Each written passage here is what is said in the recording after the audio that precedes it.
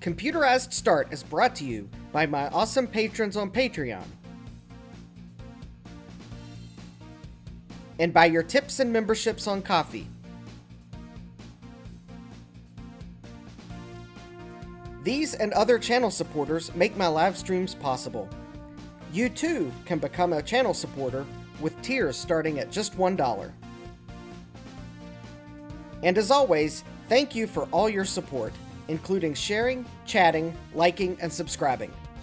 Now roll that famous logo animation!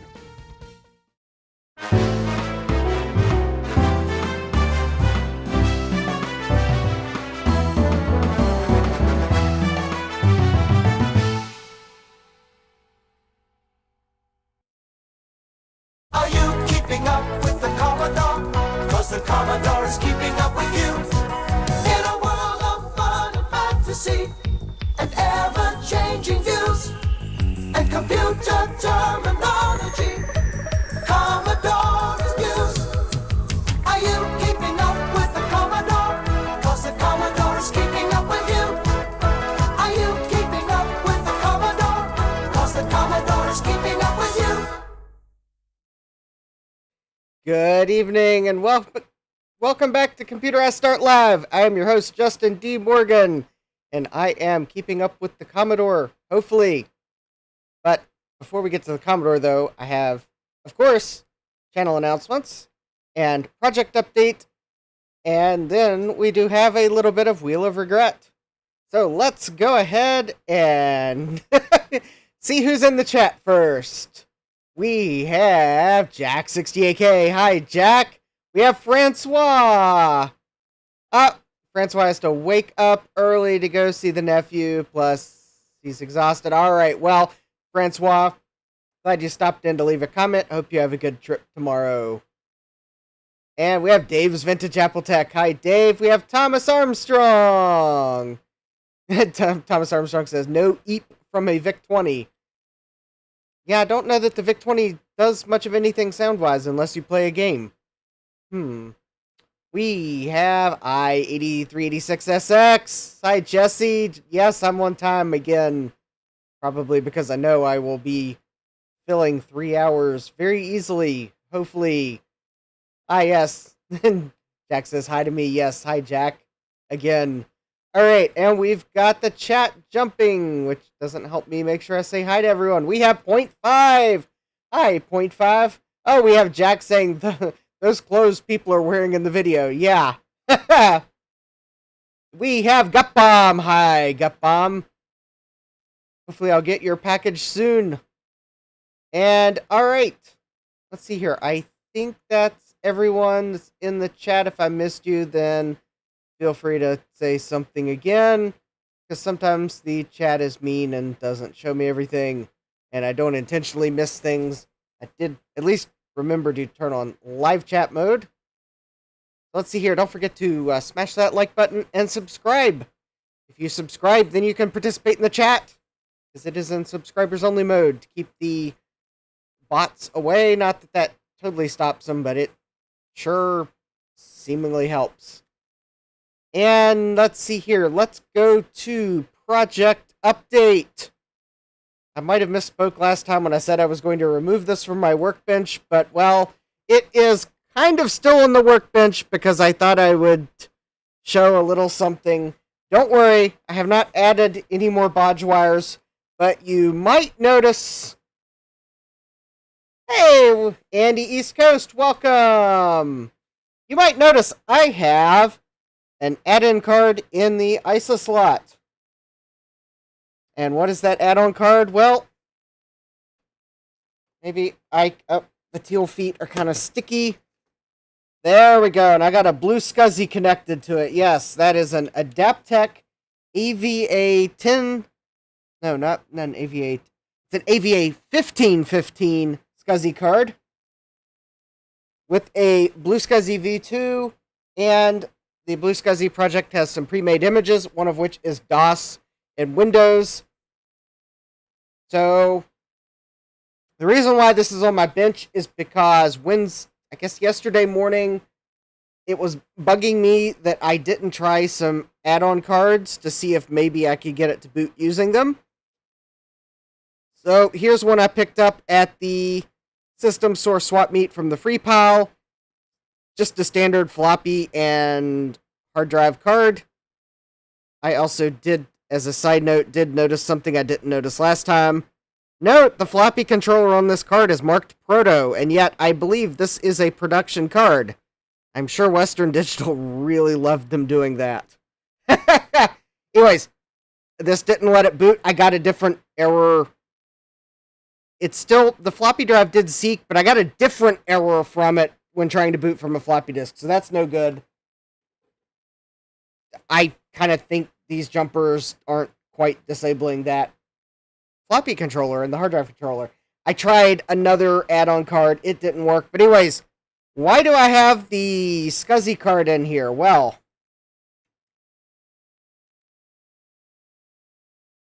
all might not be completely lost here. So let's also, I did try to boot IDE from an add-on IDE card, even ones with a ROM, and that wasn't working. But anyways, just let me at least set the clock so it's at least not going to complain at me for not being set. So I do have to set that to not installed, and I got to set the hard drive to not installed. And I believe that's all I need to do. So now, if you remember, I did get it to boot from an XT IDE Lite card, which had a ROM on it. Standard IDE cards.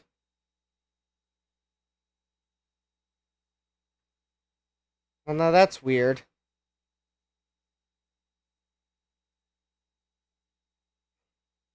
Okay, so it's still sometimes like being persnickety.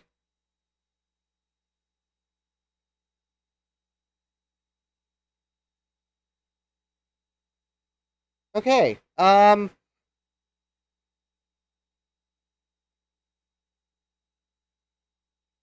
yesterday morning it actually booted all the way. No problems. Did I dislodge the SCSI card or something?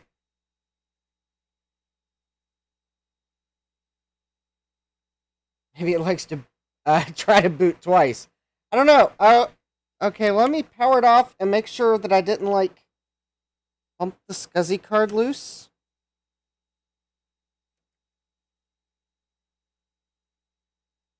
Okay, I mean, I think the blue SCSI initialized.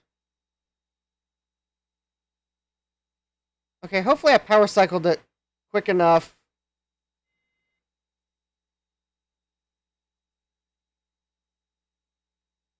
Okay. Blue SCSI.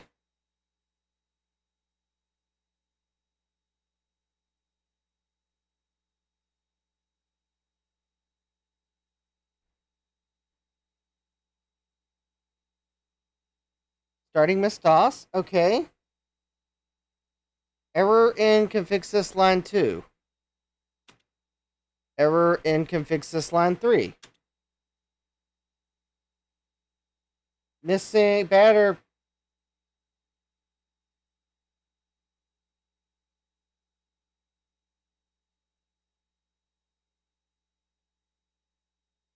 Please don't tell me I've had another SD card die.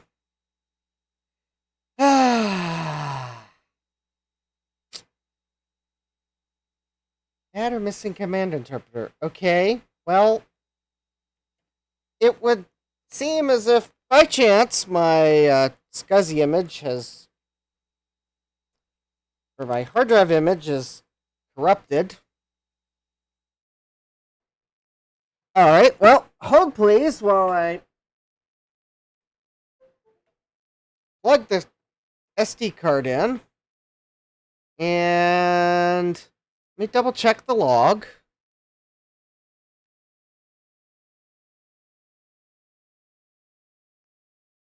It's warning me that it's not a valid Macintosh device image. Okay. That's weird, and I believe the Blue SCSI is getting enough power. Alright. Well, let me copy the hard drive image to the SD card again. Apparently it got corrupted somehow. So, I was going to show you it booting, and I could even run Windows, but alright. While we wait for that to finish copying, because it'll take it a minute, let's go to, I guess this isn't an eBay purchase, so I don't need to roll the video yet. But I did get a small little package from New Zealand. And what is this? Well, this is, if I can get it out of the anti-static bag.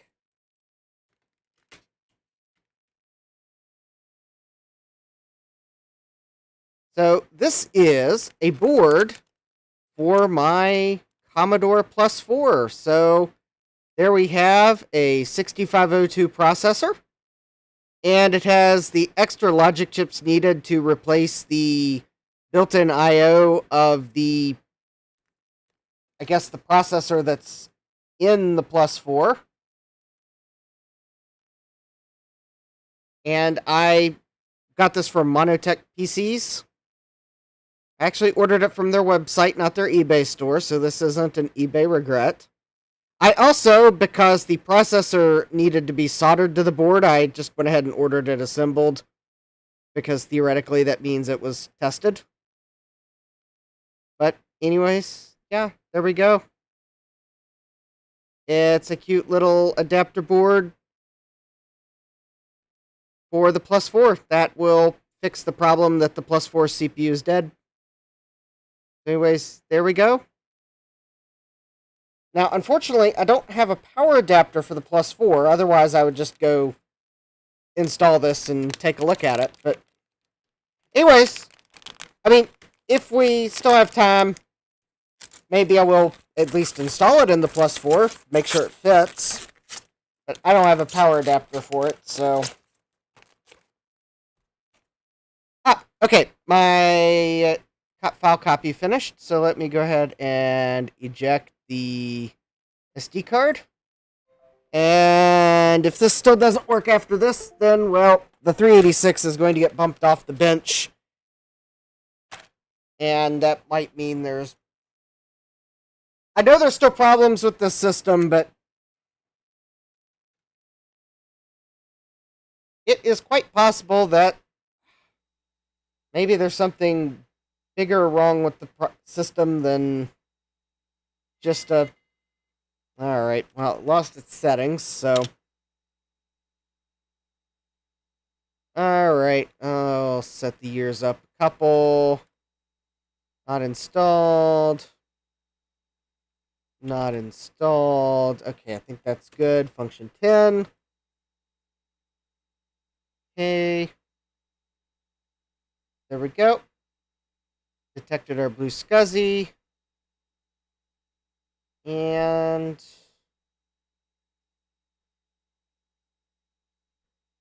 okay, I saw the light blink.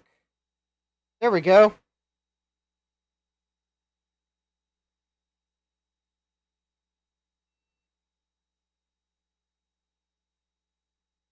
Okay, I did notice that it gave me an EMM 386 error. That's weird.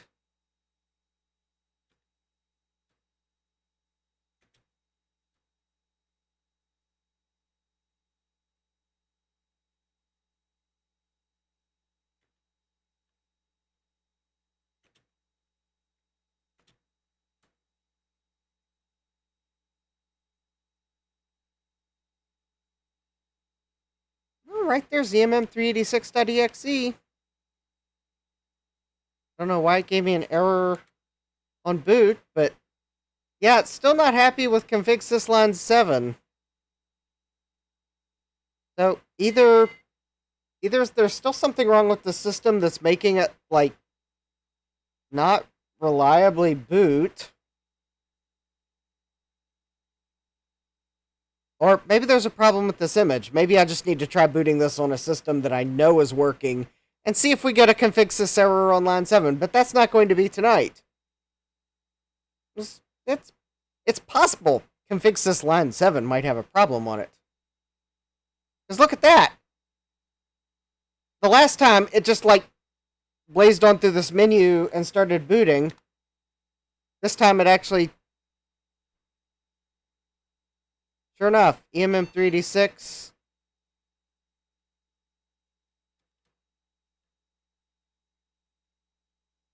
Yeah, okay, that is really weird. Alright. Let me at least take a look at what line 7 is for my reference. 1, that's a 2, 3, 4, 5, 6, 7. Device equals...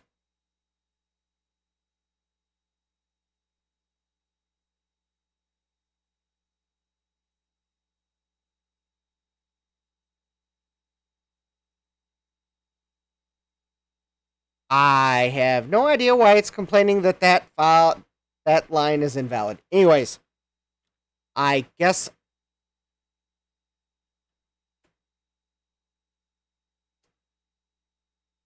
there must be a typo on it that I can't see. Anyways, EMM386 is findable. But here's the really cool part. If anyone's wondering, does this computer run Windows? Yes, it runs Windows. Are the ahead graphics so spectacular that I'm going to want to run Windows all the time on this system?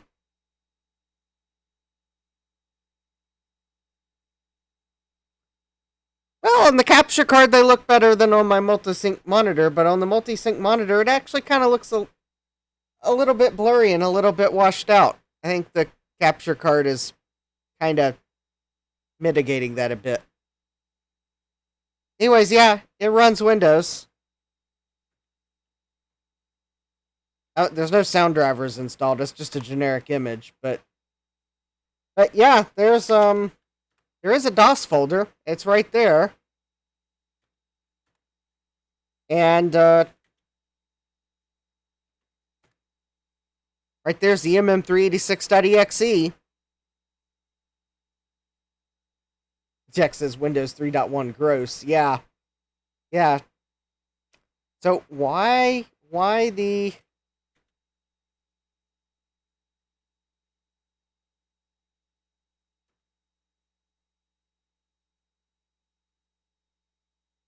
device equals C:\\DOS /EMM386.exe no EMS.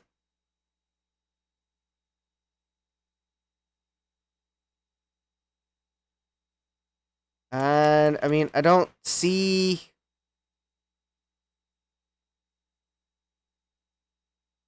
I don't see anything wrong with it. Alright, I'll at least save the file back out. I'll give it one more reboot. I don't know, there is something up. And quite honestly, the problem could be that EMM386 is just not loading for some reason. Which could mean there's actually a more serious problem with this motherboard than there's still a broken tracer via or something.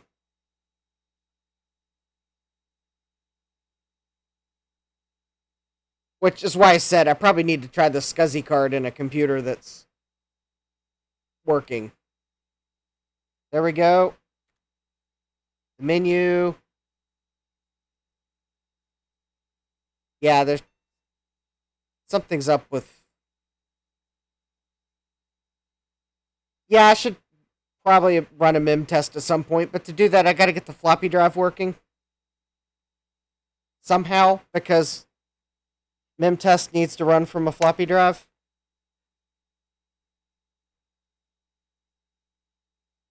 To run MIM test proper. Now, maybe I can get Checkit installed.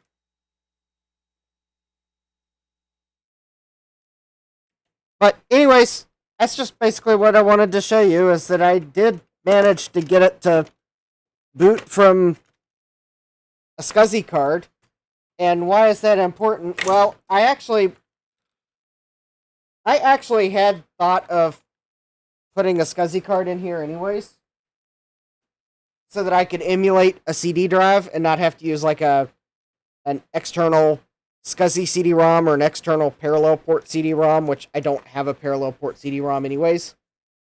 Yeah, Jack says, feels like something is maybe still unhappy on the motherboard. Yeah, that's what I'm thinking. So, anyways, I was going to let this project rest for a little while. So you don't have to worry about it, like, coming back, like, in the near future, as in probably not next week. I think I'm going to ruminate on, like, its symptoms to try to figure out what might be wrong. Also, I might have bought a SCSI card on eBay, the place where I buy things I later regret. The SCSI card that had a floppy controller on it. I'm half tempted to just reflow the floppy controller right off the board to disable it, but that's a project for another night. Anyways, I just want to give you an update on this project, and it demonstrated that there's still something wrong. Probably more wrong than I thought. So, anyways, if you're out there and you've got a small form factor 386 computer that's taking up space in your house and you'd like to donate it to the channel, reach out to me. This champion might have to be retired sooner rather than later. I kind of thought it'd be cool to have a little small form factor 386. Even if Steve peer pressured me to buy this. No hard feelings, Steve. It's given me 3 decent live streams. Alright, and now, as I see that I did not clean up the fiberglass pieces and bits on my bench, and I got a 386 that has tacky teal feet that needs to set down somewhere. Let's go to everyone's favorite segment.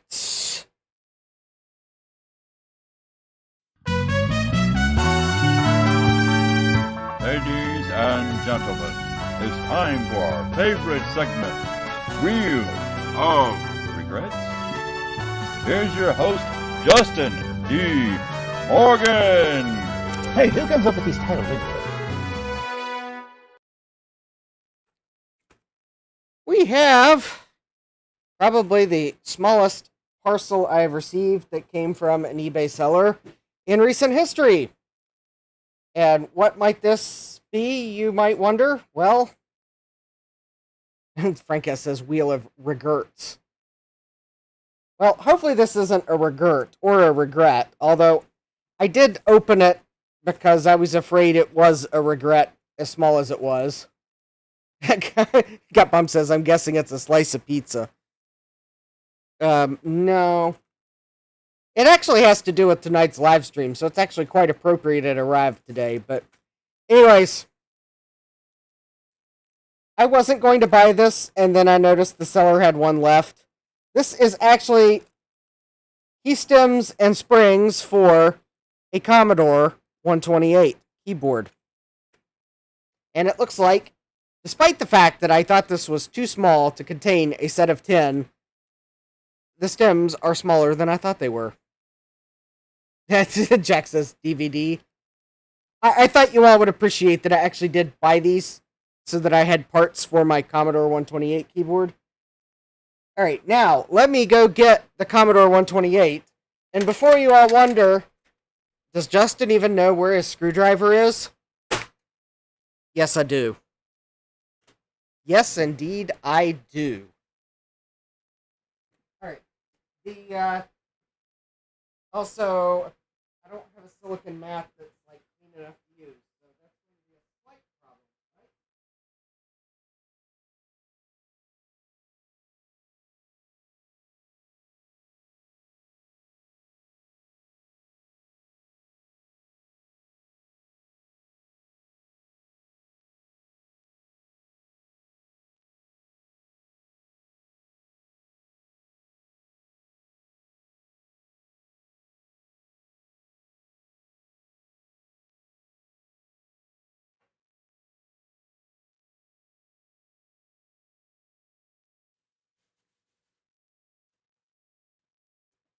because I forgot to clean the one I was using Tuesday, and it has little tiny bits of... Oh, hey, Kibbs! We have Kibbs with Retro in the chat. Long time no see. Yes, I found my red-handled screwdriver. Now, somewhere in the house there are two more, just like it, but all that matters is I found one. Also, I forgot to clean off the mat and remove the fiberglass bits, and I don't... Somewhere I have another mat. I probably should just break down and order some. Anyways, I can actually open this Commodore. Attempted repair by unauthorized persons voids warranty. Now, something tells me that the warranty on this was probably, if not voided before Commodore went bankrupt, I'm pretty sure it was... Jack says, Justin looks authorized to me. Yes. It's me, Mario, the Commodore technician.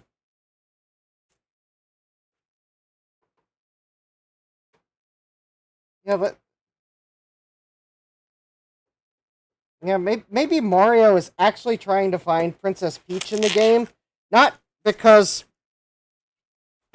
Bowser kidnapped her, but because she borrowed Mario's Commodore.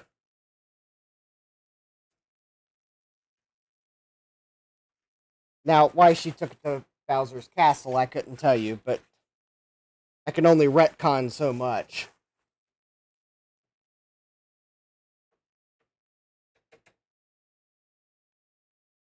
Kib says she stole the Commodore. Well, then maybe Bowser stole the Commodore, and that's why Princess Peach was in the castle. She went to try to get it back from Bowser.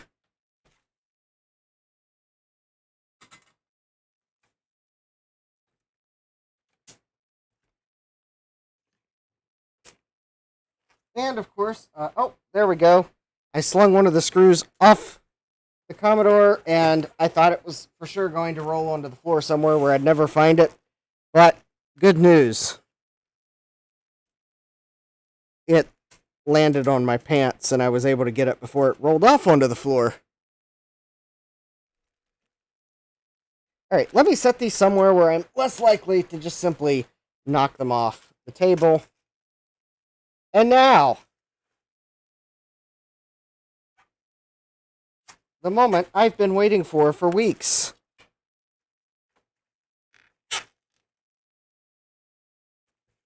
Assuming I can figure out how you open a Commodore 128. Let me guess. It's got clips. Alright. I believe I got all the screws out. Good. So, Commodore 64... Oh, there we go. You remove it from the front, and it hooks onto the back, but apparently the Commodore 128's backwards. Oh, including where the keyboard connector is. Neat. Alright, so I have disconnected the LED and the keyboard connector.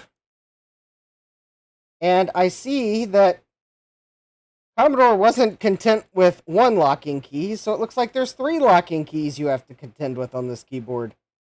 Fun!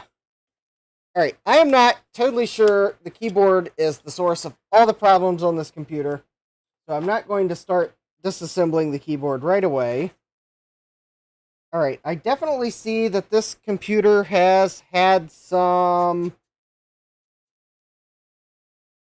liquid intrusion.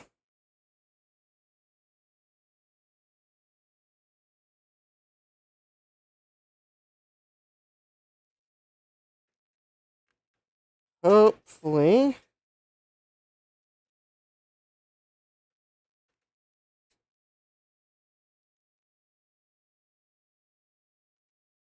Hopefully I don't have a nasty surprise under here.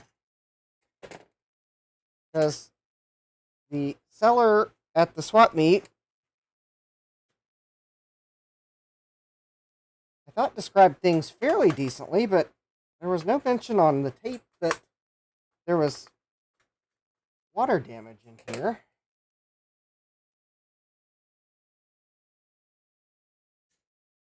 Alright, something tells... Ooh. Alright, something you can't see yet, because I still have to get the shield off. There's 3 more screws. There's definitely a bodge wire in here. And Jack says, oh right, this is the computer that has like 27 arrow keys.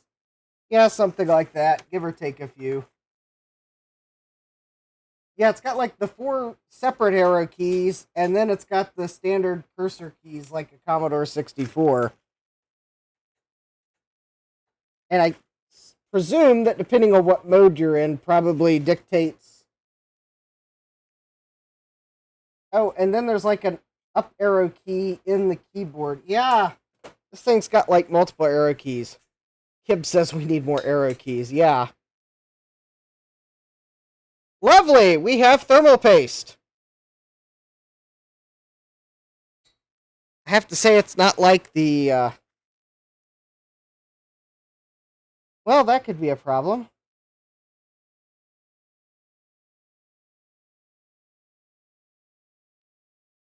We have empty sockets in here.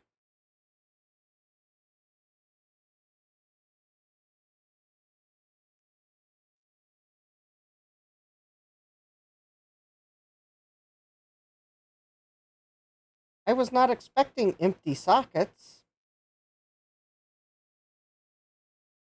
Alright, we'll have to figure out what the, Yeah, I'm presuming that's a... Oh. Yeah, I'm presuming that's a factory bodge, and actually the wire has come disconnected. It's going to the Z80 processor, so that's probably not affecting Commodore 128 mode. Jesse says it has all the arrows to point you in the right direction. Okay, yes, that is the Z80 CPU.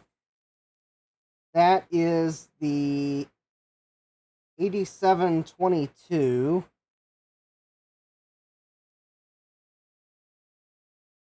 Alright, so here's the 6626. I think that's one of the CIAs. And there's the 6526. Oh wait, so I think these are the 2 CIAs.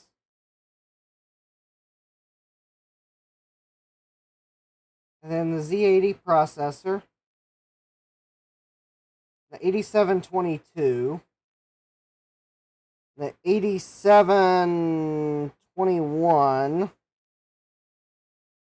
There's the 8502.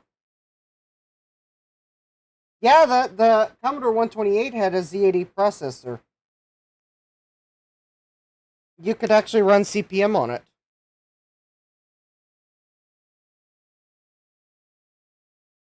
And I do not believe that was vaporware. I believe there actually was... Yeah, the Z80 was intended for CPM. Because I guess, at least when they started designing it, CPM was big. Alright. This is bothering me that we're missing 2... Yeah, Jack says, which is weird, yes. Okay.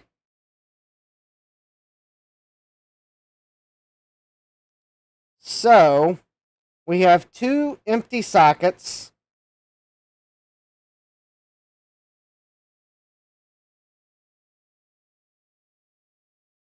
Gutbomb says CPM was already dead. They did it for basically no reason other than a bullet point on the feature list. Kibbs. Okay, so here's the condition that the seller at the swap meet said. Always boots to C64 mode with no cursor. I have confirmed that is like 95% correct. I did get it to boot into C128 mode once. But it... Actually, I think I got it to boot into that twice, but it spazzed out. So something was amiss. I think there was it was acting like a key was stuck. In fact, I think it thinks the Commodore key is stuck, which is why it boots into C64 mode always. Correct memory free. So Jack says maybe Commodore got a good deal on a lot of reject C80s. Yeah. Thomas Armstrong says, I use CPM and MPM. Gupom says, Bill Hurd did a nice talk on that. Okay. So I think I see the chips that I want to try swapping. Because I believe these are the two CIAs. I also see that one of them is significantly older than the other, which tells me that someone took one out of a C64 and jammed it. Someone took this out of a C64 or something else and jammed it in a 128, because all of these other chips have 1985 date codes, and they've got the newer MOS logo, with the exception of the Z80 processor, which was made by Sharp. But this is definitely an older MOS chip. I also believe this is going to be the one that's handling the keyboard.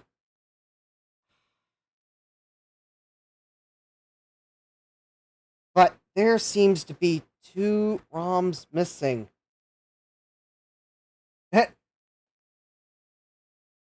Jack says, someone at the Commodore factory?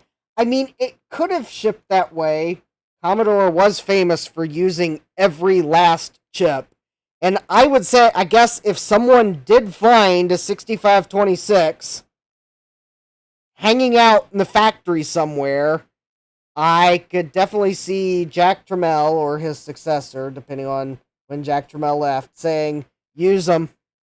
I don't care if they got too much boron, use them. Of course, I don't know that they knew they had too much boron back then. But anyways,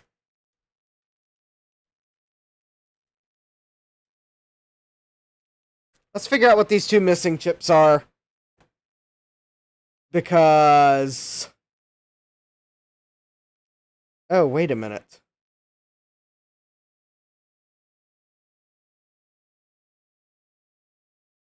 Actually, I found some pictures online. It looks like maybe those sockets are... maybe those sockets are empty. Okay. I found a picture of a C128. And this one's empty, but this one's not. I found another picture of the C128, and all the sockets are empty. Okay, that's a bad reference. Let's see. There's another one where this one's actually has a chip in it. It's got a chip in that one. It looks like there is an IC missing.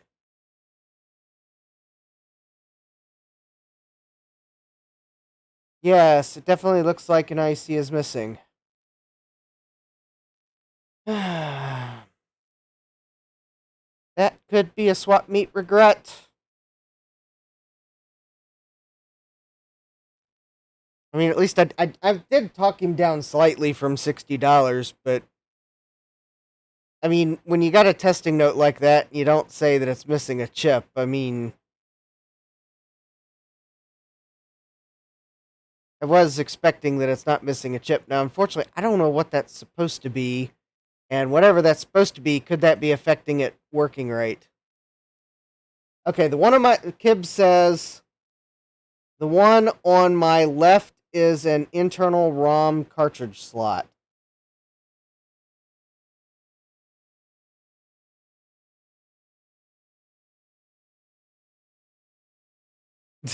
Jesse says, sounds like if my father ran a company. Deplete that inventory.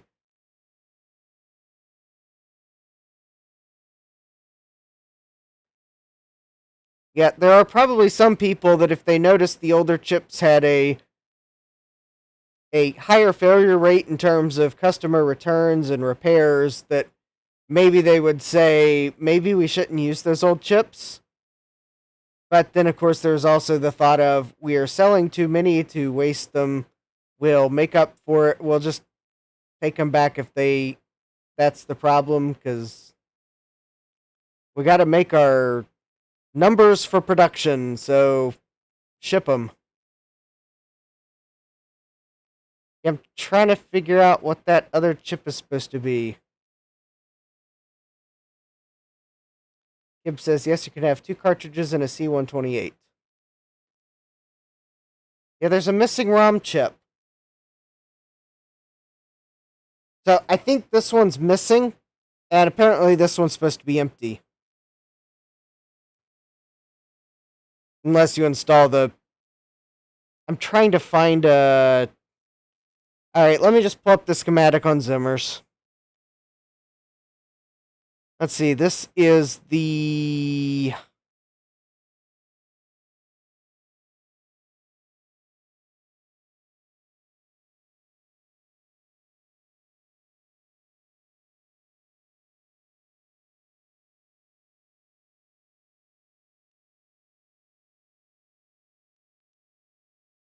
Okay. So this is U5. So let me see if I can find U5 on the schematic. Assuming it will mention what U5 is supposed to be. But I might get a clue based on the context.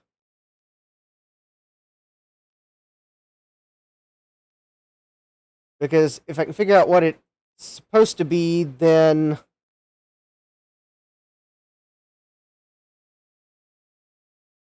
maybe I can figure out if that's potentially a cause. Otherwise, I'm going to try swapping the two 6526s.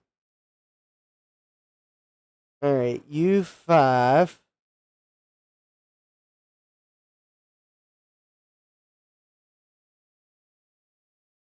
Okay, so this is the character ROM. That's U18. That's the character ROM.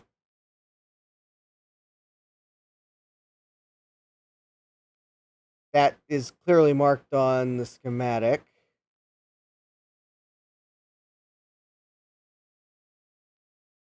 And, okay, here we go.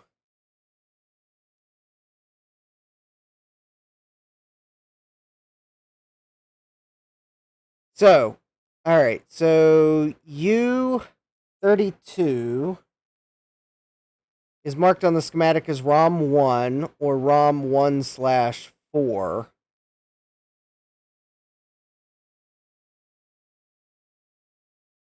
Oh. U35 is ROM 4. U36 is functional ROM 1, so that's our... so yeah, U33, U34, okay. So those, I found those on the schematic. Now, where's U5? So I can confirm that it's...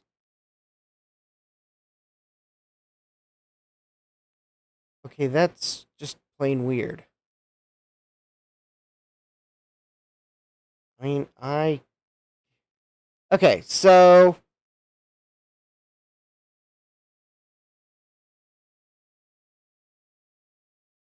okay, this is the MMU. I think this is going to be the... it's an marked 8502. I think it's basically the 6502 processor, if I'm not mistaken. It's the PRA. Right there. There's the Z80 processor. And...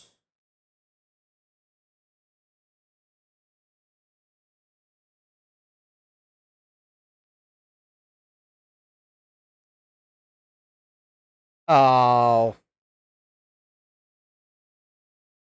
That's not cool. That's not a ROM.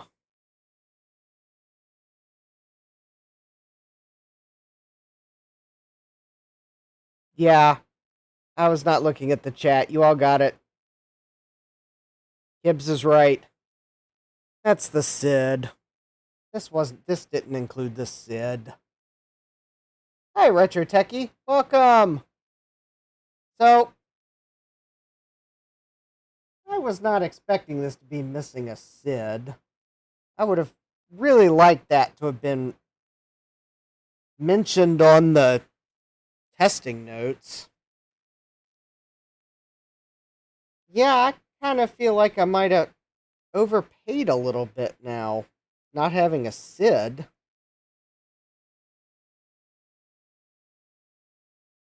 Well, I guess I'm just going to have to learn to learn to love a SID replacement, because there's no way I'm going to buy a actual replacement SID.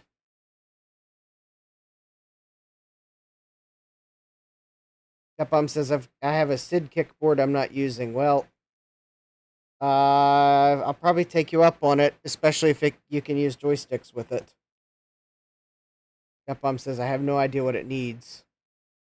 Just set it aside for when you get that iMac G3 taken apart for me. Unless we have something to trade sooner.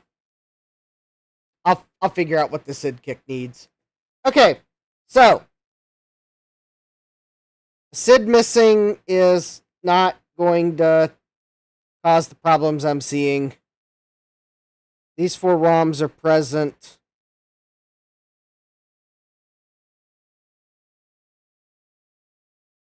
Yeah, okay.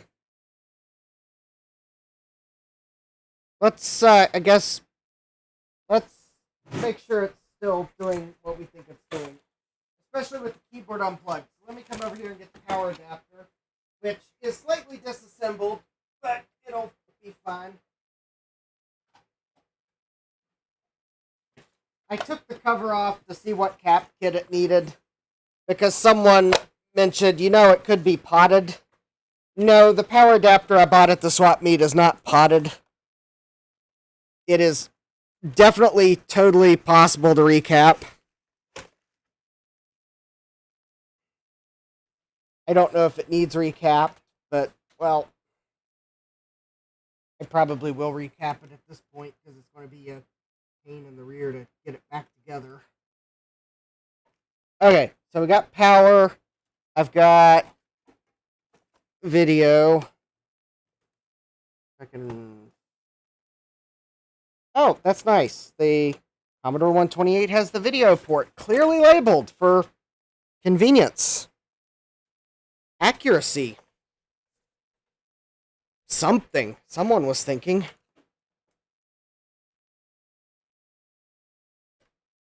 Alright, there we go. I got power. And we'll power up. And we'll switch to the capture input. And then I'll realize I gotta press the button here. And with the keyboard detached, we have...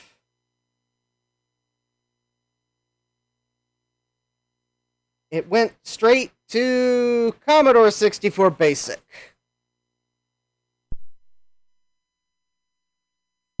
So it is acting like there is a key pressed.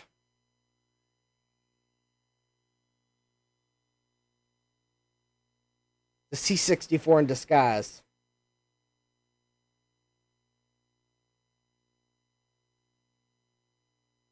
Yeah. So, on the Commodore 128,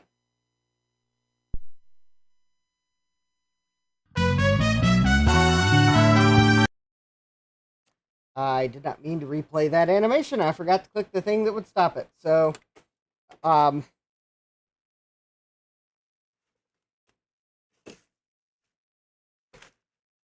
although the no SID is a regret, but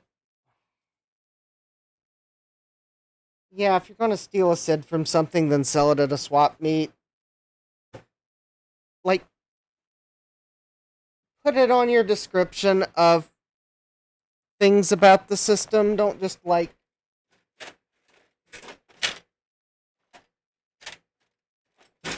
don't assume that people are going to assume that you've stolen the SID. Just put it on the testing notes. I mean...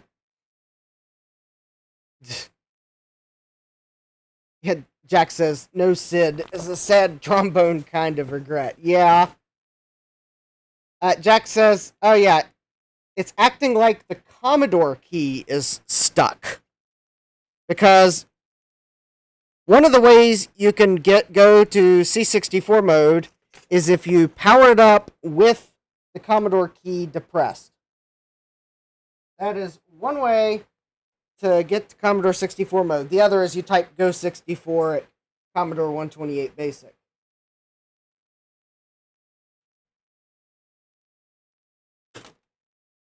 So those are the two ways that I know of. Hi, Jeremy. Welcome.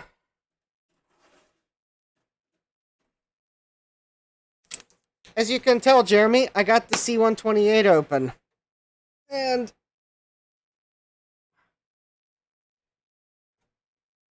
yes, for those of you just joining, that is where the SID should be, but apparently the seller stole the SID.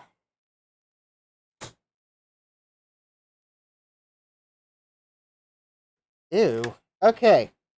So this 6526 is actually in kind of gross condition. I'm going to...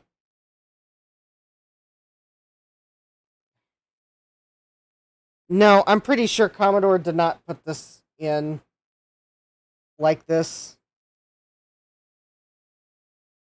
This is not... This has been out of the system for sure. And there's actually something like sticky on the legs. I'm going to clean that. But I'm going to set it to the side at the moment because I'm going to take the other 6526 and I'm going to attempt to remove it from the socket.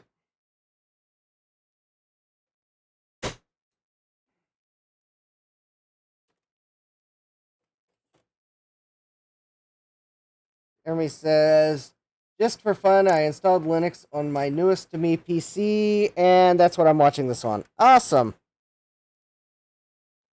Okay, so the other 6526, the legs are certainly in better condition. I don't know what happens if... Oh, you know... There we go. At least I can zoom in. So I'm going to clean...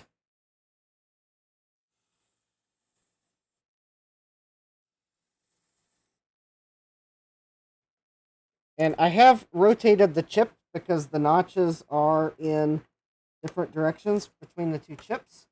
So I'm going to put this 6526 in where the other one was. And I'm just going to power it up. I'm going to leave the other socket empty for the immediate moment. And I just want to see what happens. So 3, 2, 1. Contact. And ooh. Commodore 64 Basic V2.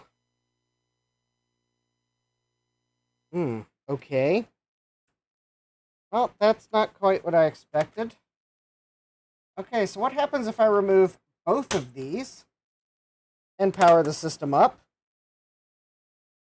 I mean, at that point, it can't be reading anything from the keyboard.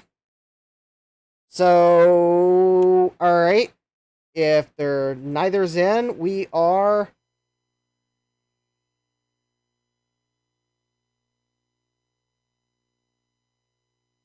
Commodore 64 Basic V2.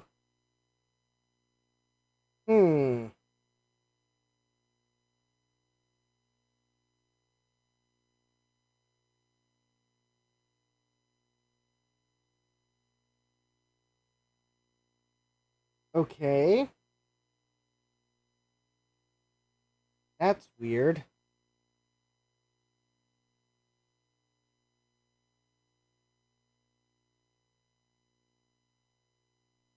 Oh, Capcom says, check out something that might make your brain itch. The top line with Commodore 64 Basic V2 isn't exactly centered. There are 4 spaces on the left and 5 spaces on the right. Yeah, someone in engineering should have said we need an extra row of characters on the screen, but then 64K RAM system... Oh, wait, you could just add another space there. I was about to say, then the next line wouldn't be centered. But you could just add another space between the characters. Okay.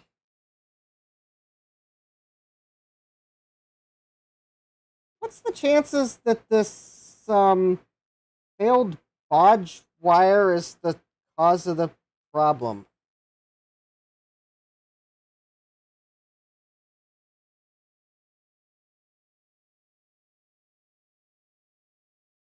I mean, it's on the Z80 processor. I wouldn't think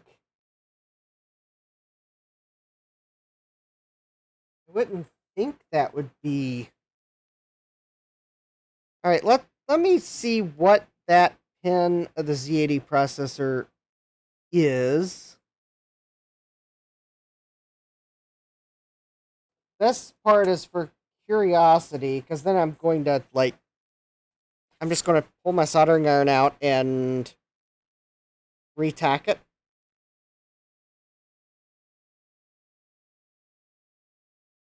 Because, well, it is a loose bodge wire. Alright, so that is going to be pin 21, 22, 23, 24, 25, 26, 28, pin 33. 33. Pin 33 is that anything that could be of significance? Pin 33 is...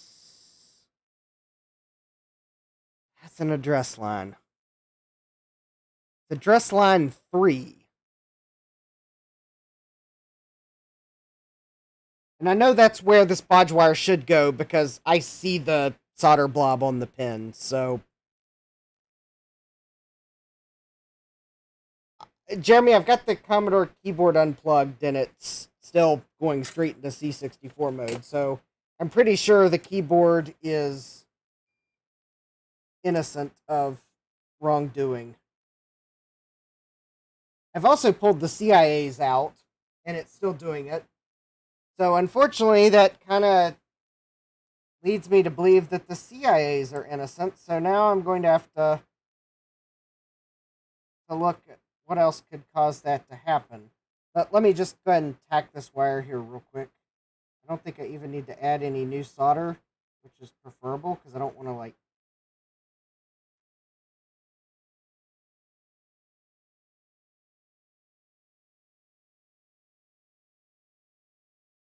Alright, I think I... Okay. Okay, so the wire is back in place.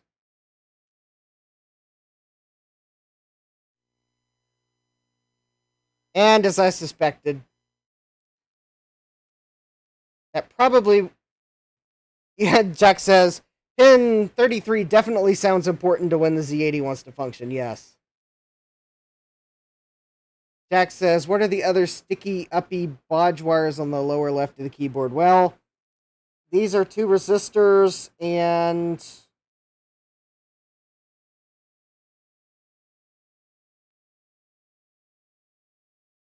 I quite honestly can't tell you why there's 2 wires there, because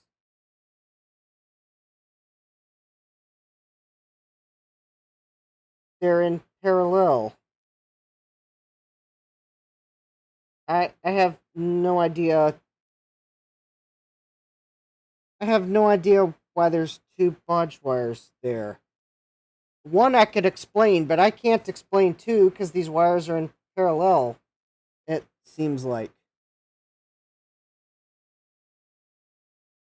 Jeremy, I'm not... the Z80 is... I do not believe is germane to C64 and C128 mode. I just wanted to tack the bodge wire back in place so it doesn't short on anything, basically.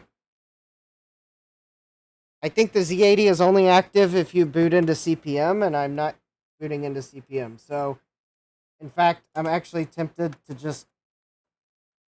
Oh, I think I know why the bodge wire was loose. I bet someone pulled the Z80 out of the socket. In fact, I'm going to do something wild and crazy. Yes, I just fixed the bodge wire, and now I'm going to risk breaking it again by removing the Z80 from the socket and possibly breaking the bodge wire again. Alright. Z80 out of the board completely, and...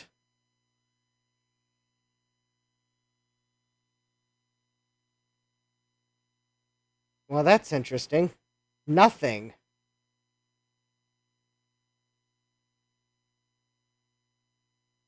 Nada. It's like the Z80 is required to work.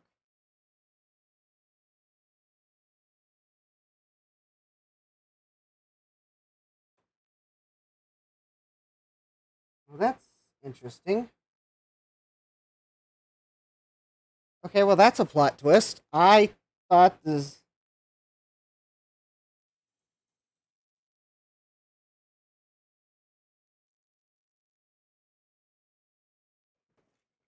Well, I thought the Z80 would have only been used for CPM, but well, apparently it does something. Okay, so if I put the Z80 back in with a little contact cleaner for good measure, and well, there we go. Jack says maybe pulling the Z80 out causes something to be floating. Okay, yeah, maybe that's it. Okay. Alright. I'm just gonna see if anything's like getting hot. Because otherwise I'm gonna have to like go to the schematic.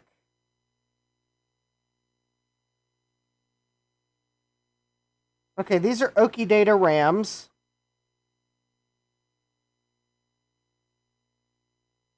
And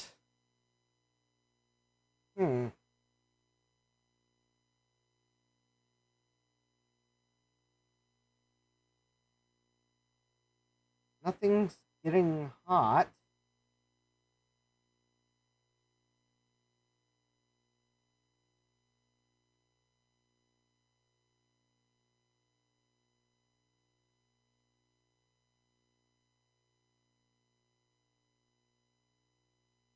I was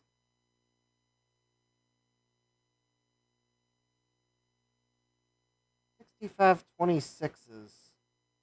Wait, doesn't the C64 use the...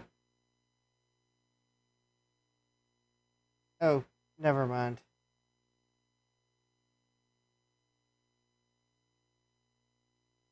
I wouldn't be able to test that anyways. Jack says, I wonder if there's just a bad logic chip somewhere.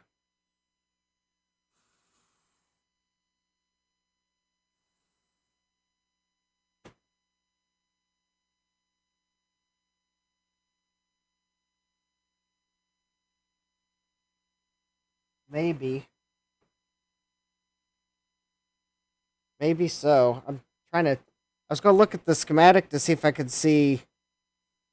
There's like a logic chip between the 6526 and the data bus.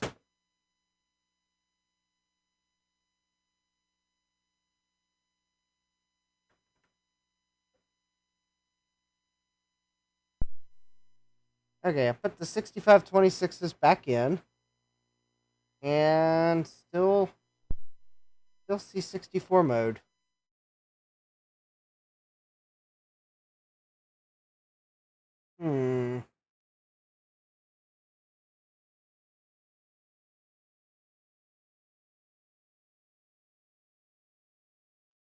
Alright. Let me take a look at the schematic again. Alright. In fact, actually, I'll go ahead and pull these browser tabs over to the monitor that I use for sharing.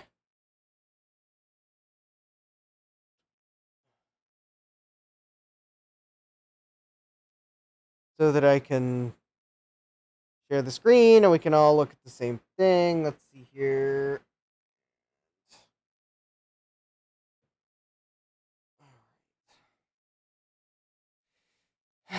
Okay, let me see if I can find... Let me zoom out. See if any of these... See which one is the 6526 on it. I think some of these are duplicate pages.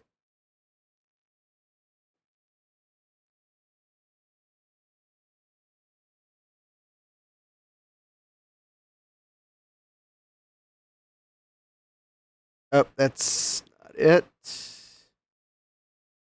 I think it might be... Here we go.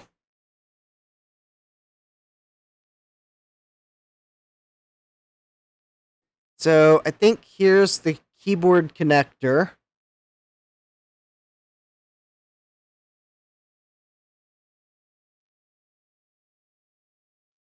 So we have some EMI thingamadoodles.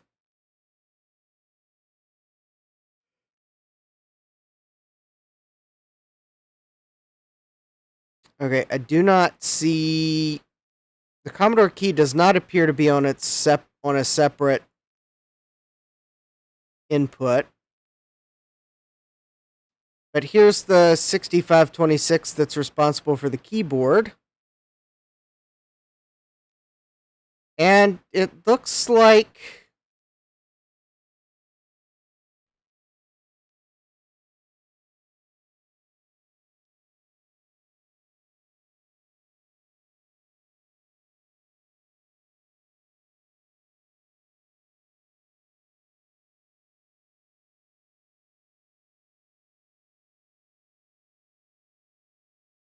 I wonder if one of those EMI things are bad. Because if they were bad, it looks like they are connected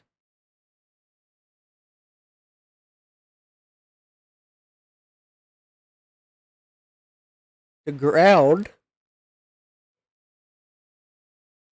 I wonder if one of these is, like, bad.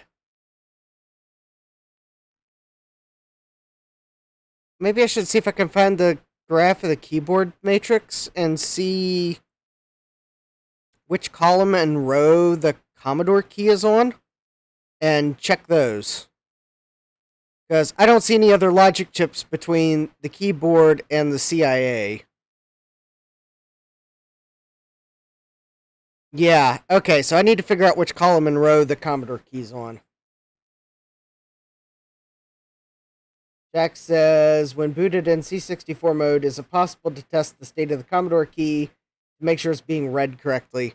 Well, there's the other problem. There's no cursor. So it's acting like there's a key stuck.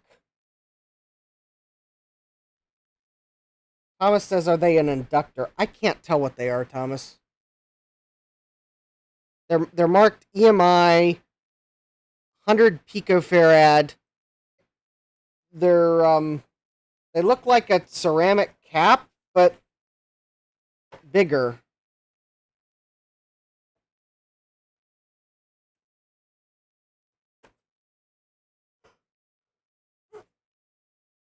So if one of them is bad, I'll have to figure out what they are to order a replacement. But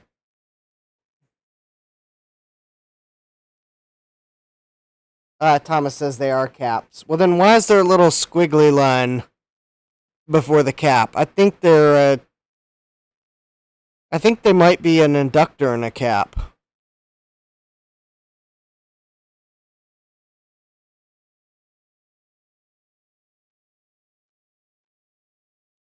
They have a different... Actually, I think they are more than just a cap because they have 3 legs. There's something on the underside of the board. That is a good question.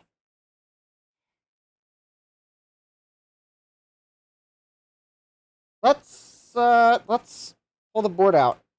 I think I've got it unscrewed, so... Well,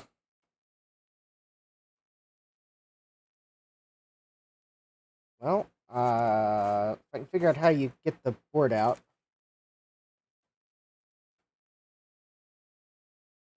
There we go. There's a piece of cardboard.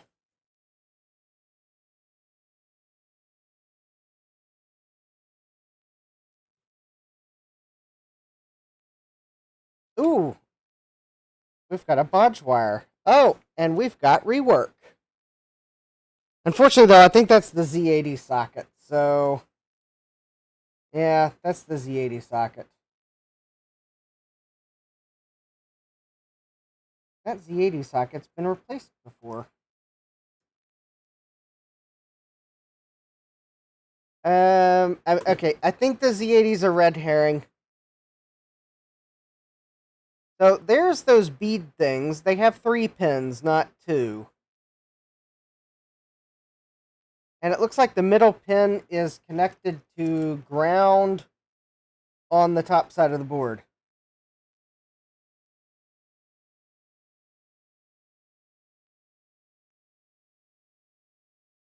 Hey, Cubicle Nate, welcome. I'm trying to see if I find something wrong with this Commodore 60 or Commodore 128, which I want to call a Commodore 64 because it's only booting in a Commodore 64 mode. I don't see a problem with any of those, but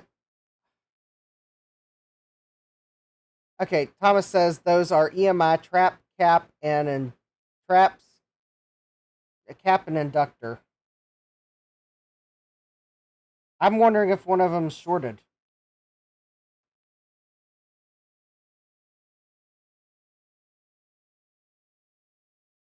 It's at least a theory that fits the symptoms. Oh. Oh, okay, that's just a blob of glue. I was about to say, wait a minute, I found some weird board damage, but it's just a blob of glue. That is a weird blob of glue. It's somewhere around the RF can for the, I presume the one or two video chips. All right, let me see if I can find a schematic of the keyboard matrix, because otherwise I don't know which row and column the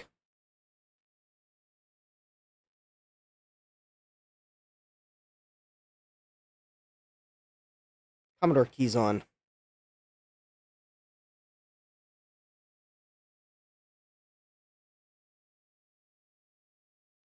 Service manual. I bet it's in the service manual.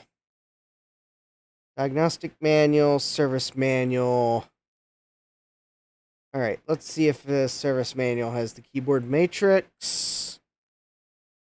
Keyboard, page 51.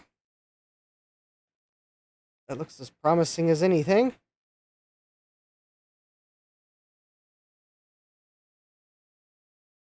I think there's also a troubleshooting guide in here. All right. Here we go. I've got the keyboard matrix. All right, so the Commodore key is on. There it is. Good old chicken lips. So, chicken lips, if I'm reading this right, is going to be on 7. So that is going to be, I am presuming that is going to be row 7, because I'm presuming they have drawn the rows as rows. So row 7 and column 20? Or is that pin 7 and pin 21? Oh, I bet that's 7 and 21. Okay.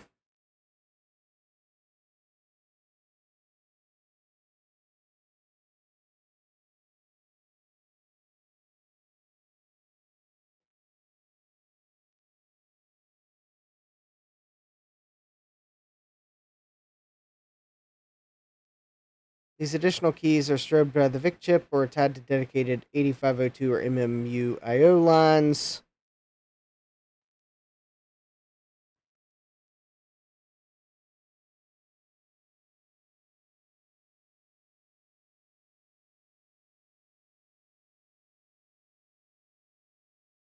Keyboard operations are controlled by the 6526 I/O device at location U1. Okay, so I think pins 7 and 21. Okay, that's fine. We've got the schematic page here. So pin 7 is row 5. And pin 20. Oh, it's pin 20. Pin 20 is column 7. So row 5 and column 7. So row 5 is connected to pin 15 of the CIA. So pin 15 and pin 2. 2 and 15. All right.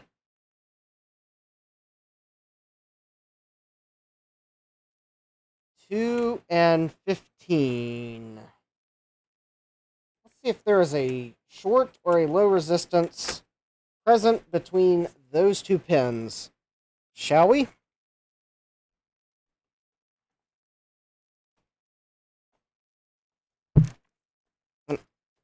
All right. Pin 2 and 15. All right. There's pin 2. And let's see. 5, 6, 7, 8, 9, 10, 11, 12, 13, 14, 15.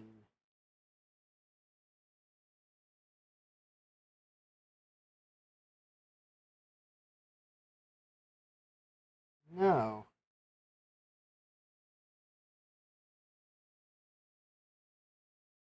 Nope. That does not. Oh, you couldn't see what I was doing.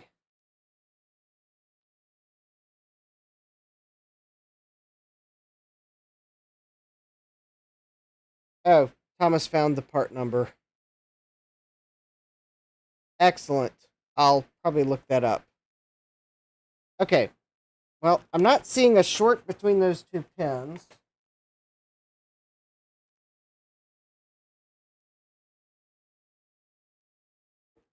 Let's see if I can find the...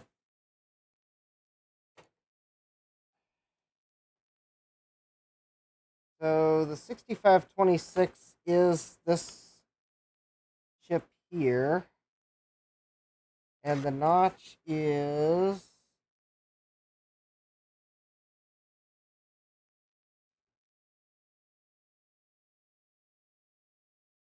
Yeah, there. So that's going to make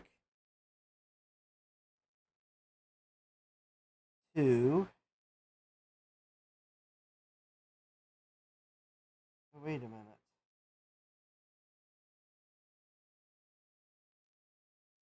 Okay, so...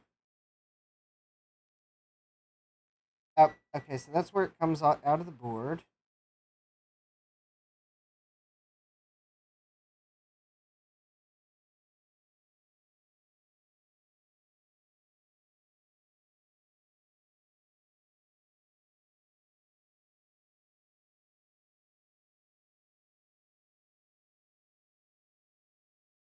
We'll just find it this way. Actually, why not we'll find it this way. So there's pin 2.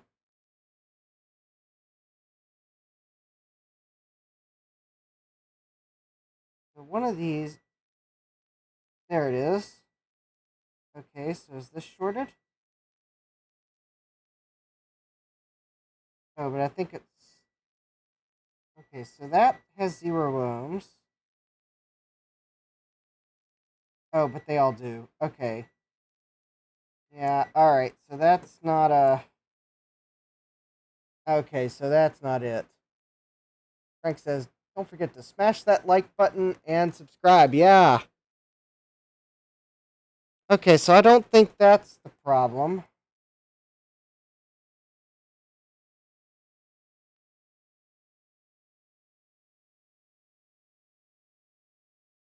Oh. That was pin 2. Let me check.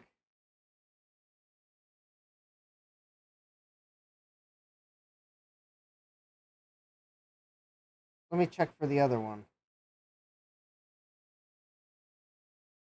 Okay. So that's it.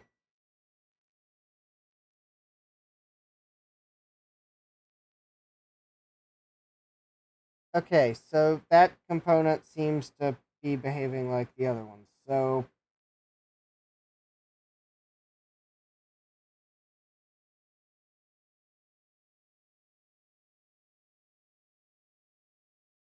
So it looks like the problem is in whatever component takes the CIA's output. So I guess I need to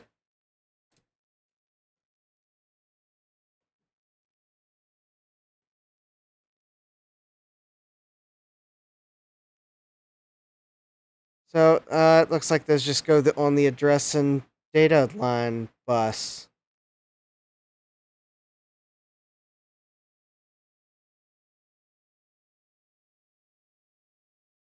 Bummer. Well, yeah, those are just on the bus.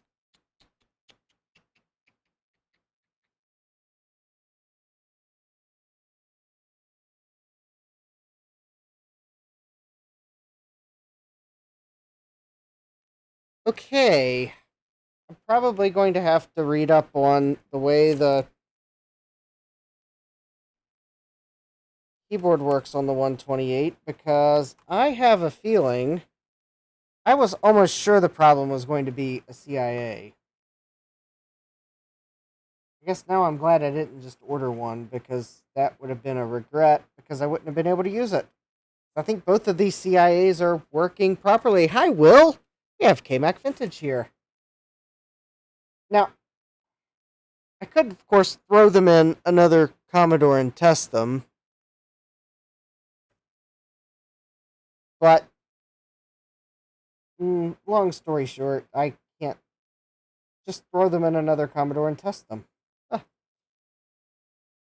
But I don't think that's the problem. I think the problem is downstream of the CIA, but at that point, we're on the data bus. So do we have a bus transceiver?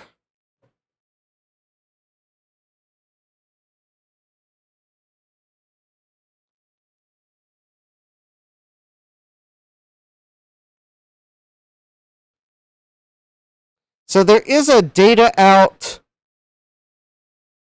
and a clock out U30. There's a 7406 at U30.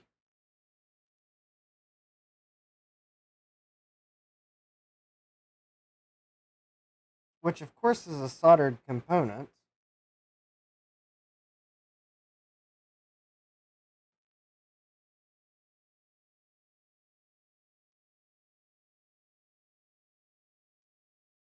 Alright, hold please. I'm trying to find U30.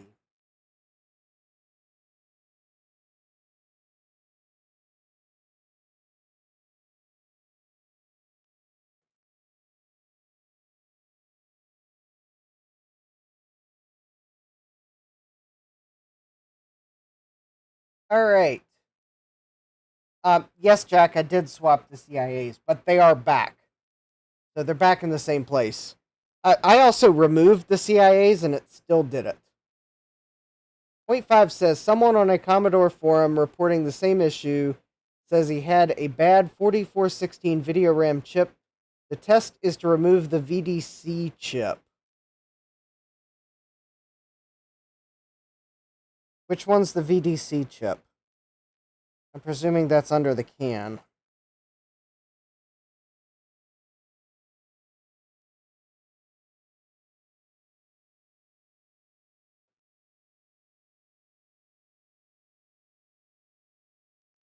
Jack's asking, could something be clobbering the bus when it's trying to read from the keyboard decoder? That is definitely possible. Alright, let me see if I can get the can off, because...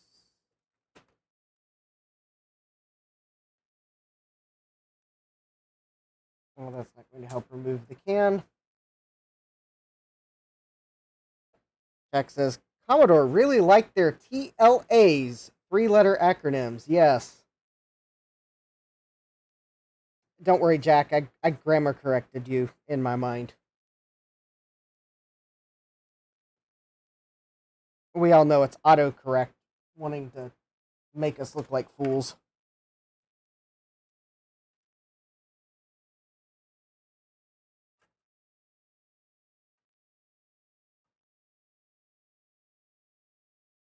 Someone please give the autocorrect the book.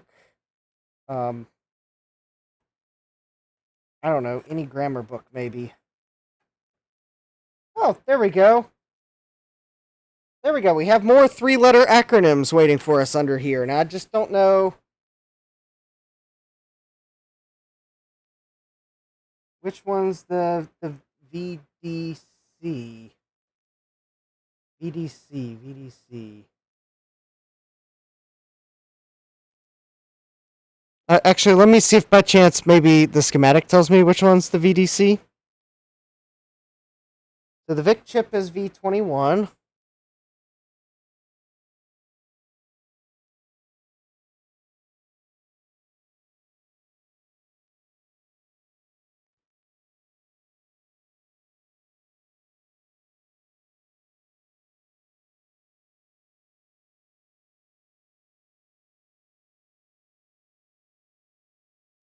Oh, good night, Frank. Actually, here, I'll fix this. Oh,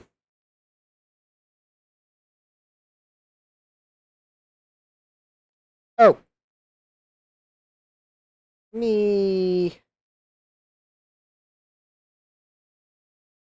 Point 5. Can you paste the forum post in the chat? I have granted you the capabilities to do so that you can post that forum post in the chat. That way we're not like going back and I can just read the same post you found. Thank you.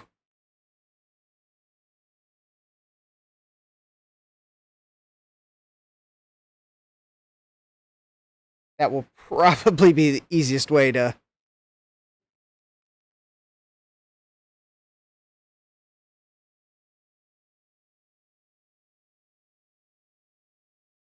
Although there's the 4416, so maybe this is the chip I need to remove. There. Oh, the Lemon 64 forums.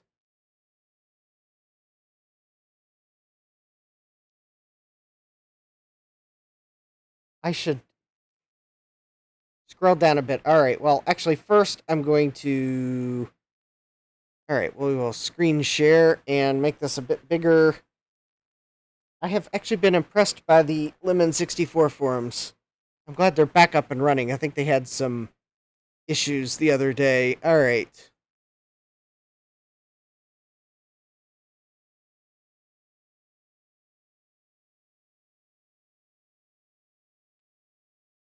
It does indeed boot to 64 mode without a unique keyboard attached. Same thing I'm seeing.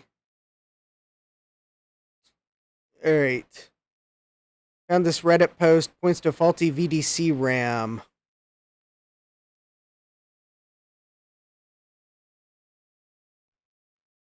Test this by removing the VDC chip.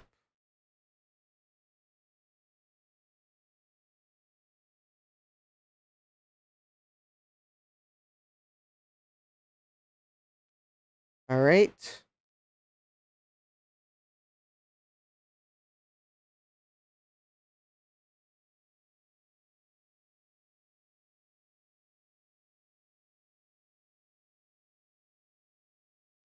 Okay.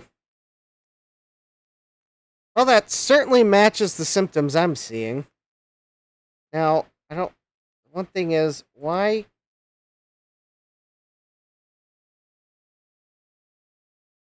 do we have to make some of these things tribal knowledge?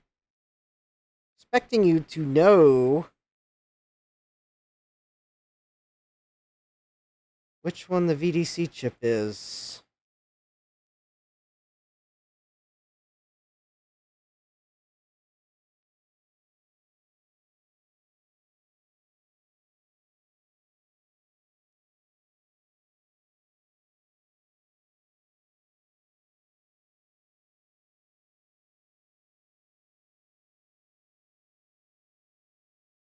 Toaster's Arcade. Yep, I found it. This is by removing the VDC chip. I was hoping the post might allude to which one the VDC chip is. Alright.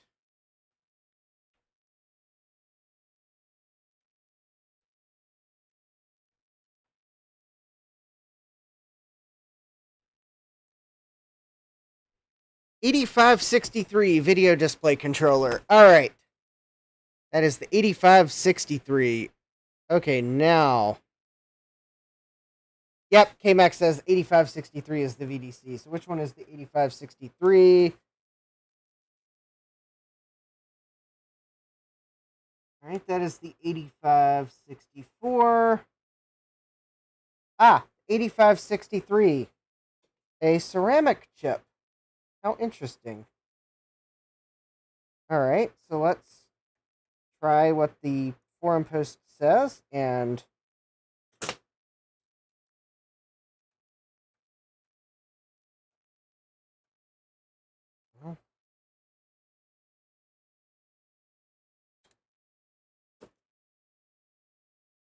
okay, I need to get a bigger IC puller because that one apparently does not remove chips this okay, wait, this must be more than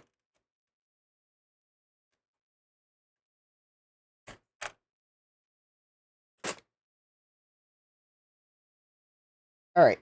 So the problem is not that those pins are corroded, although the socket could have corrosion. We'll clean this socket. Okay, so that chip is out. Alright, let's plug power back in. Let's plug video back in. Let's try turning it back on again.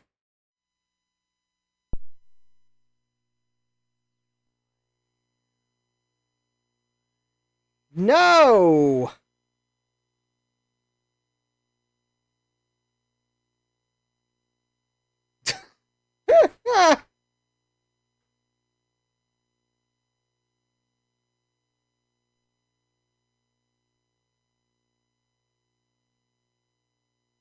That,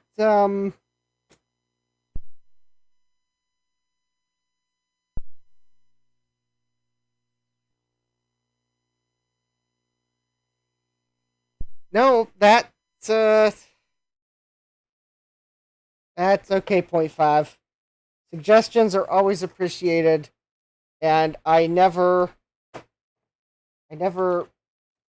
blame the suggestions when the thing is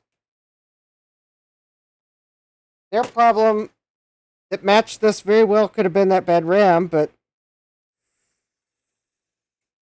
my problem could be, I mean, that could still point me to the source of the failure, because I believe there are some buffer chips here. Or there is a buffer chip here. There's a 244. And it may very well be between this VDC and the RAM. I'd have to look at the schematic. So, I mean, that could very well still point me to the right direction. Alright, let me see if I can find the VDC on the schematic real quick. That is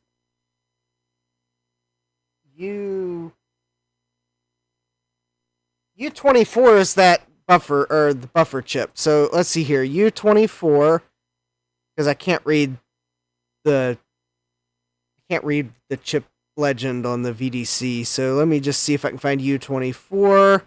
It's probably going to be the page that has some 4416s on it.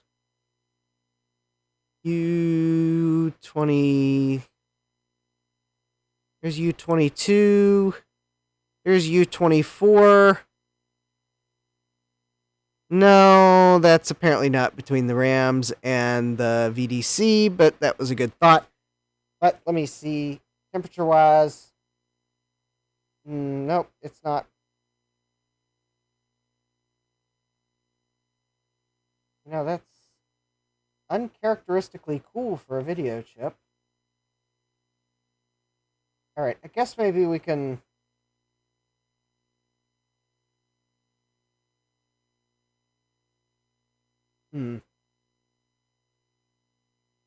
Jack's asking why it had rework around the Z80. I would have to look at...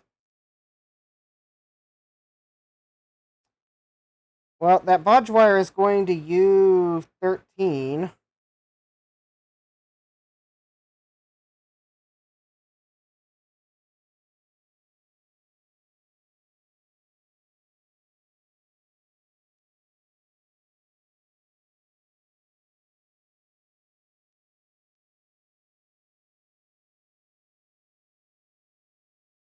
I'm not feeling anything that's like running scorching hot.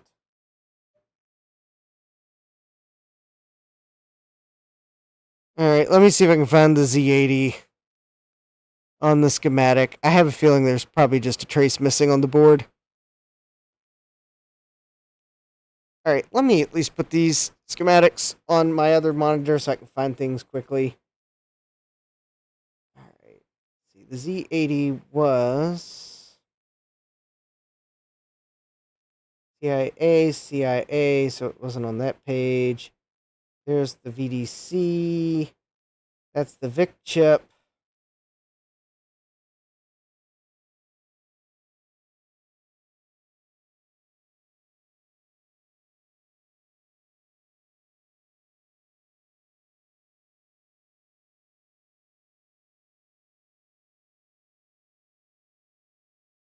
I suppose the VIC chip doesn't have a static RAM.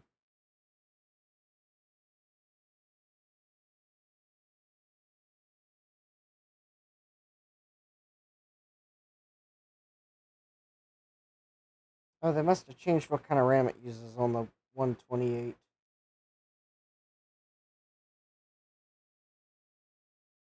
Alright, still trying to find the Z80 on the schematic. It's hiding. Oh, there it is. Okay, so the Z80 address line 3 goes to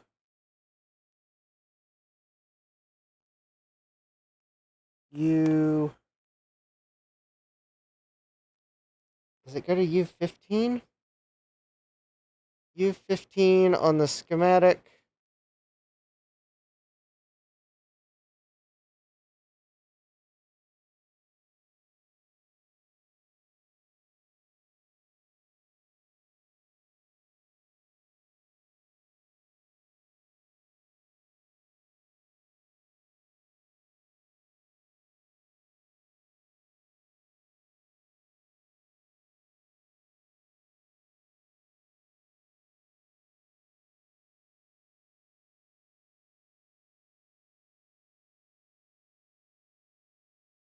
Oh yeah, for sure. That bodge wire is. I see the connection on the schematic. I have a feeling there's probably a missing trace on the board because it does seem to show that the Z80 pin 33 connects to U15 pin 3. It's address signal 3. So yeah, I think that is a totally legitimate bodge, and it's probably a factory bodge. Found another post that claims the Z80 does the Commodore key check to decide about C64 mode.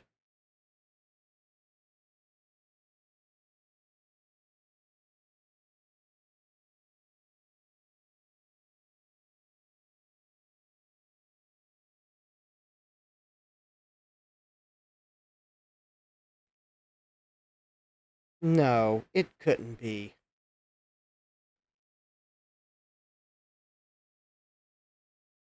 That Z80 chip does kind of feel like it's running just a tad bit on the warm side.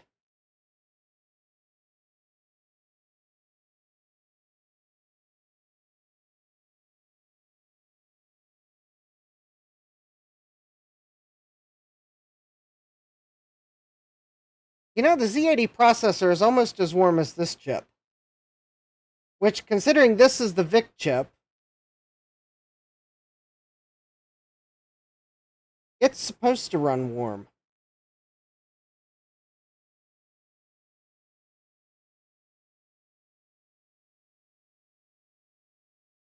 I don't think the Z80 is supposed to run this warm.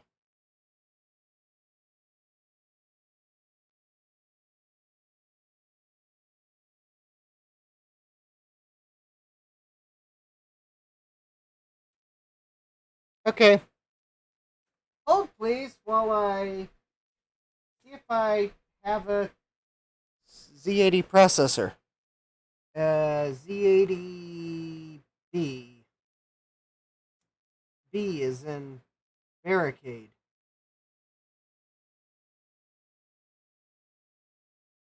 You know, it certainly would have been nice if they'd put that bodge wire on the bottom side of the board.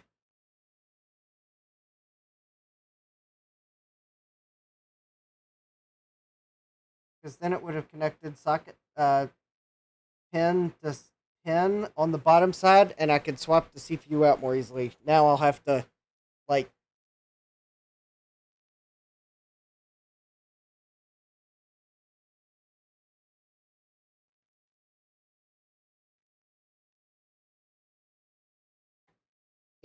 could also just check to make sure this wire is actually, like, not broken.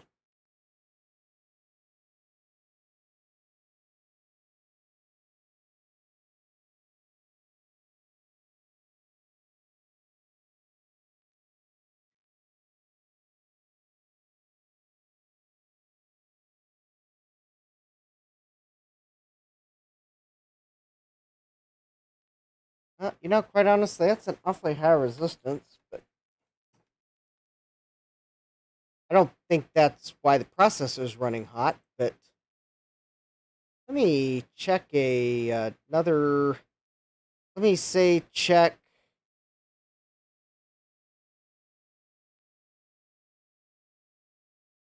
How about address line 2, which is going to be pins 32 on the Z80 and pin 6 on this buffer chip.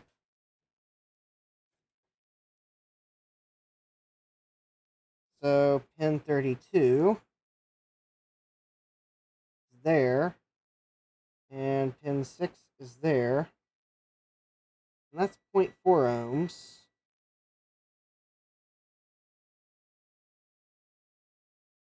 Oh, I just had a bad... Okay. So that is connected.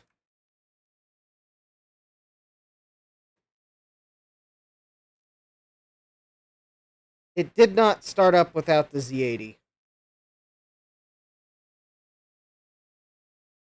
Jack wishes he could find something describes the C-128 power on sequence in detail. Well, all right, Jack. That, given the temperature the Z80 processor is running at, which it does seem like it's running a bit warm, coupled with the fact that it might be running startup code, and I seemingly now remember the 8-bit guy mentioning it in a video, so I'm going to say that could be at least plausible that it's running some startup code on the Z80. Because, yeah, if you were booting CPM,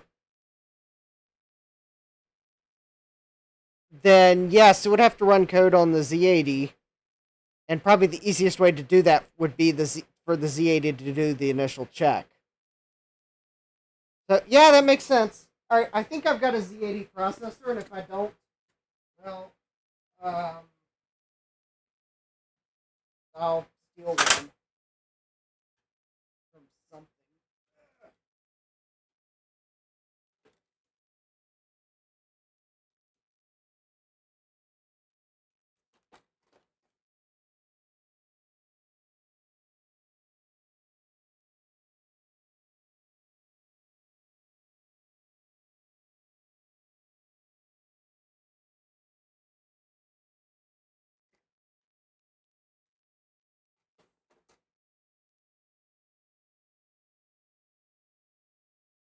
Well, that's annoying.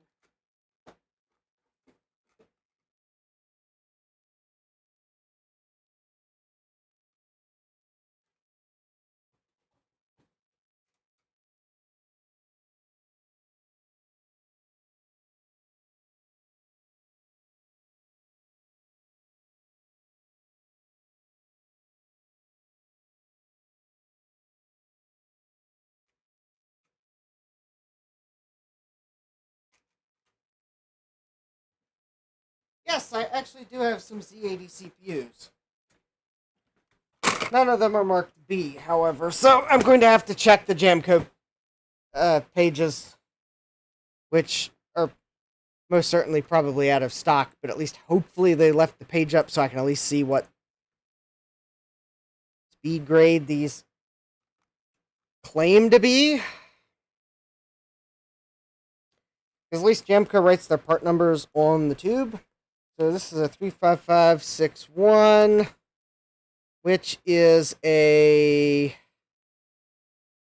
2.5 megahertz Z80. So let me go ahead and write that on the tube. If I can find my pen.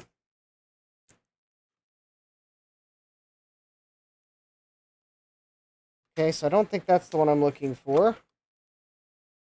All right, we have a 35705.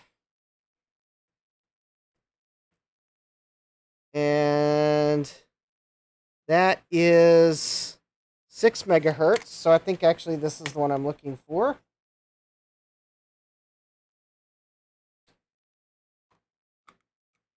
Because I believe B is 6 megahertz. And just so I don't forget, 35596 is a Z80A, which I believe is 4 megahertz. Is that correct?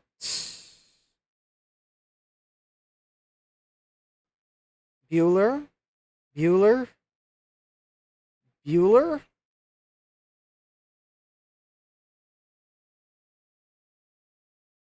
I'm going to presume that's 4 megahertz.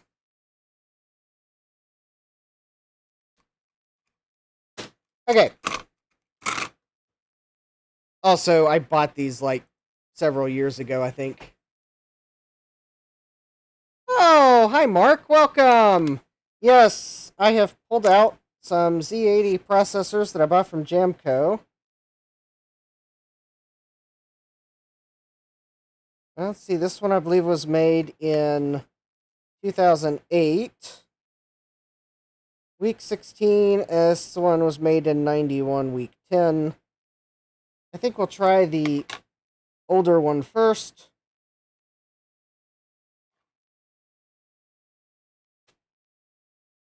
All right, first I am going to pull the CPU out, put another one in, and see what it feels like temperature-wise, and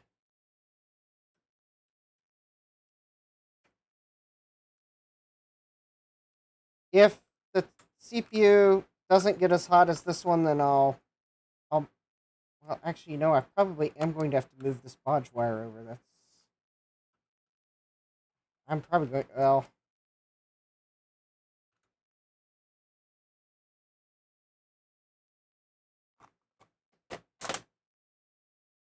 Commodore should have put the bodge wire on the bottom of the board, but oh, hey, Sadmac, welcome! This Commodore sure wasn't keeping up with you, yeah. Jack is currently reading C128 ROM code. Alright, I guess let me do what I was initially thinking. So I will put the CPU in. And let's just see how hot it gets.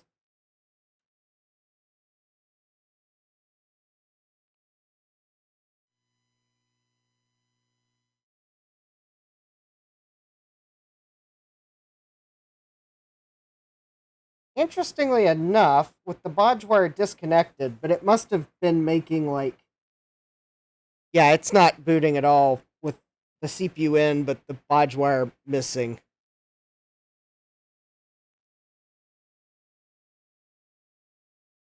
So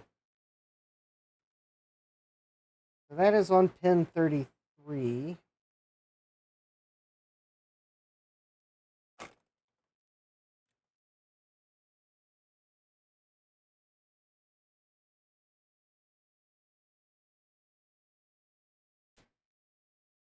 I'm almost tempted to remove this factory bodge and put one on the bottom side of the board just because...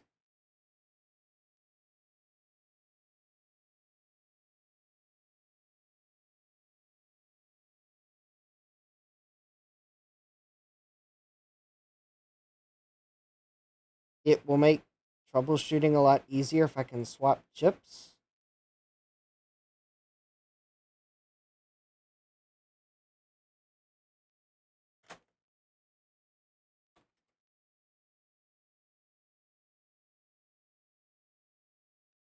But then again, maybe I can just move this bodge wire.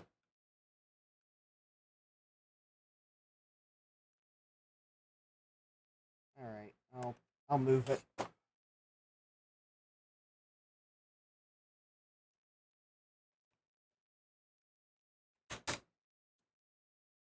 Okay, so I have the location where it needs to move to marked. So I will just take my soldering iron. I will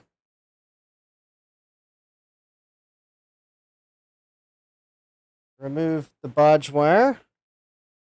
And then I will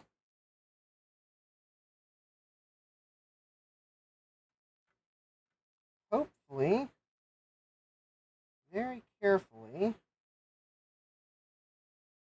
I need to get it on the very top of the leg.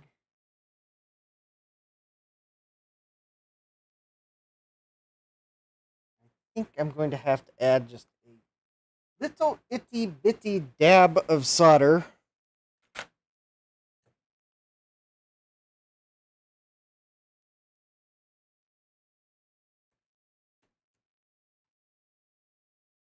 And I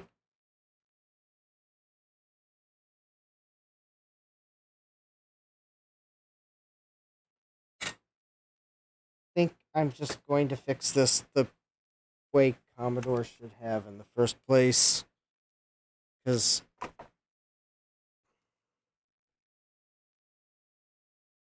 reasons.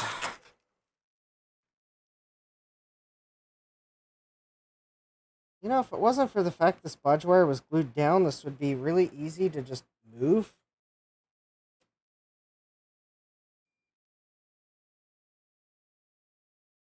All right.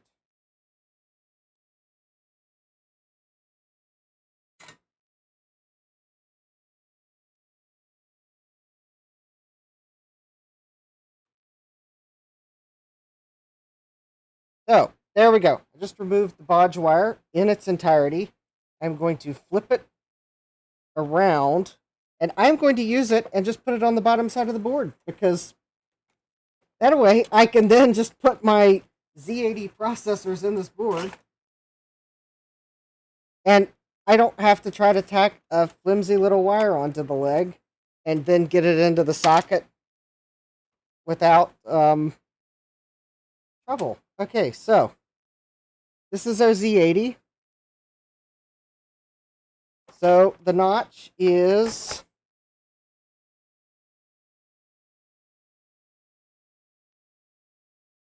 no.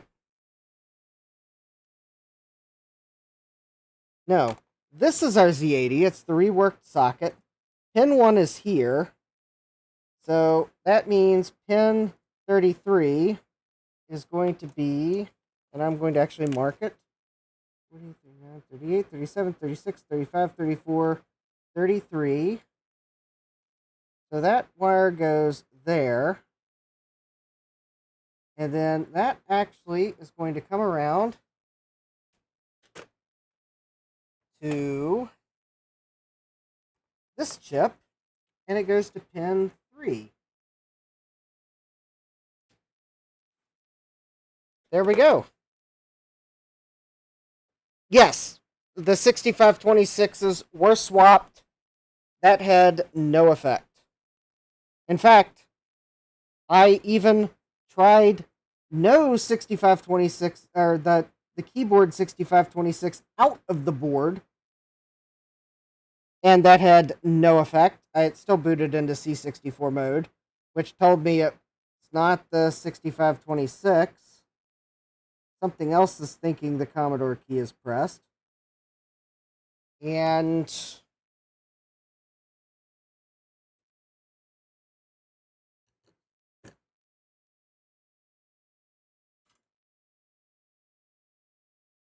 in fact, the keyboard disconnected, so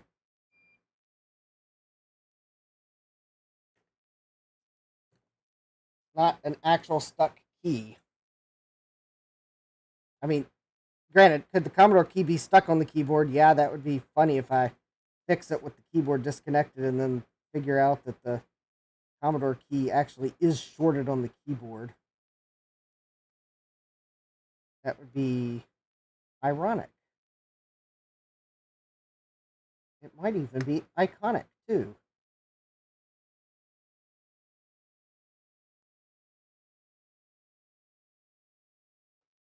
All right. Why can't I...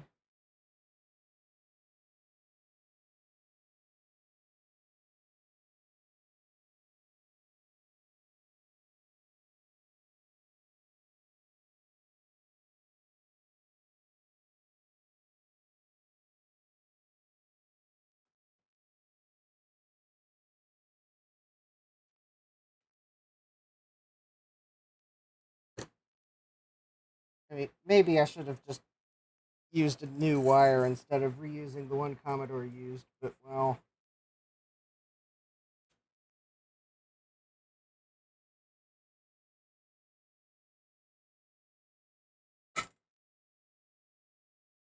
live and learn. I mean, I thought theoretically the wire that Commodore used would be in the correct shape to do the bodge.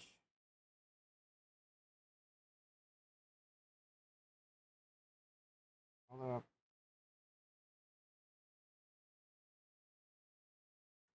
I might figure out that it doesn't.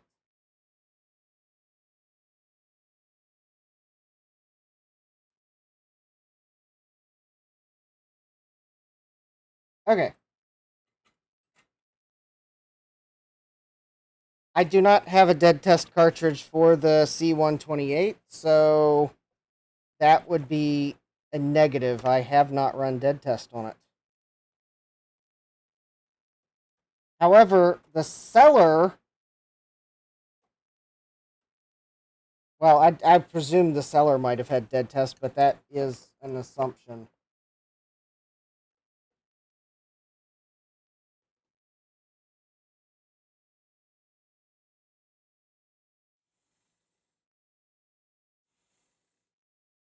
Oh, you know, I probably should just double check that.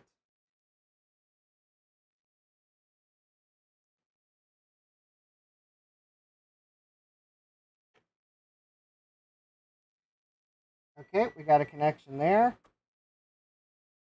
And it's not shorted to any of its neighbors. And it's not shorted to any of the Z80 neighbors. Excellent. All right, now, what did I do with the...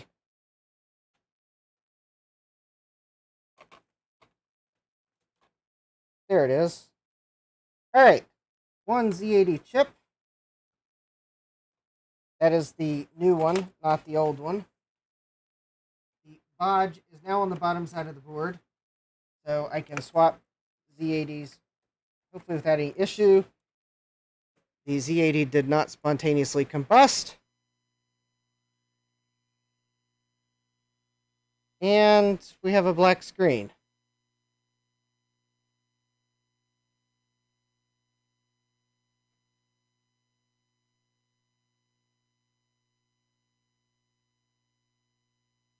Well, that Z80 is stone cold. Okay. That Z80 could be defective. Which I guess is probably good that I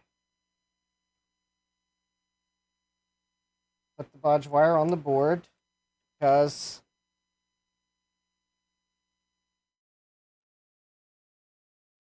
got bomb. It's not in It's not in 80 column mode. The keyboard's not connected.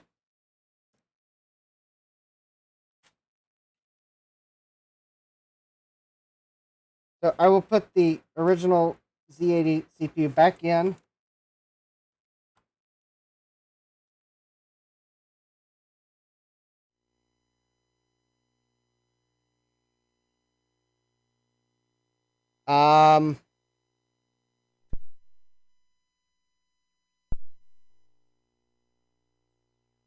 it was doing it some. Okay, well, it's decided that it wants to. Well, actually, it was doing that previously sometimes.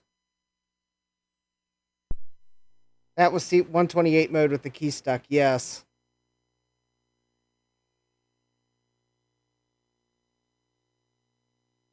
Was that bodge wire maybe just not making good contact?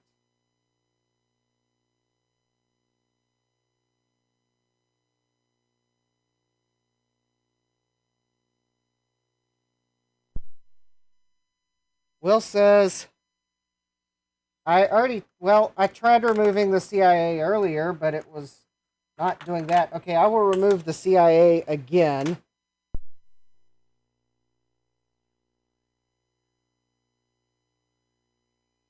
And it's still acting like a key is stuck.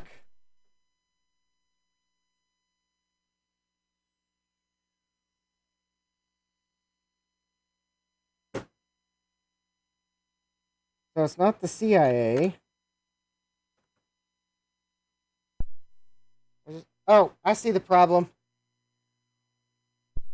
I see the problem.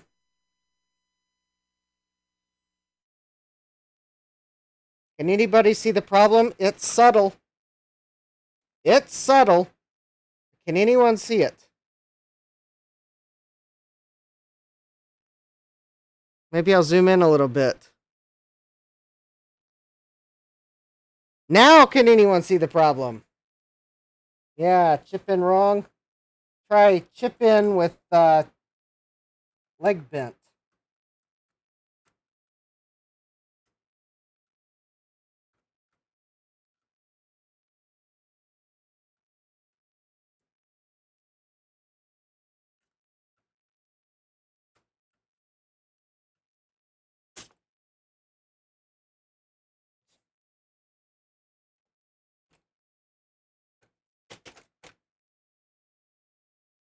Yeah, this original Z80 just doesn't want to do anything. It's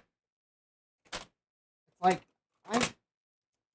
this Z80 is not keeping up with the Commodore or me.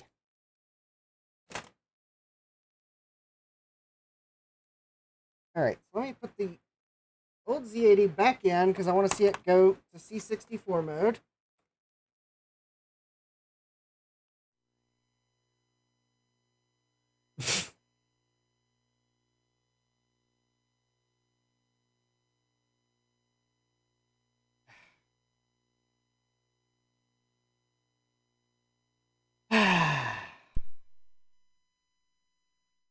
It would seem as if we're now to a second phase of the problem, where apparently the Z80 has decided it will work, maybe.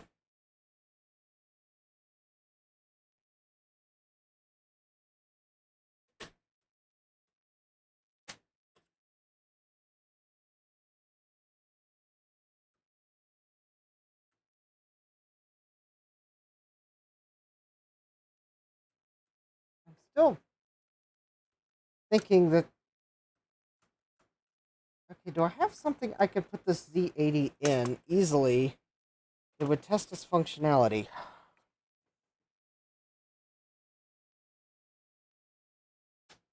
I mean, I could put it in a K-Pro.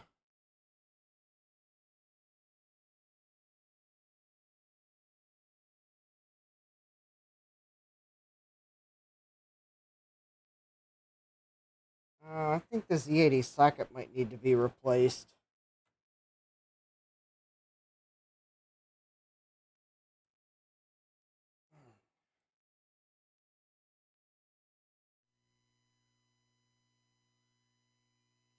Okay, that was one of the.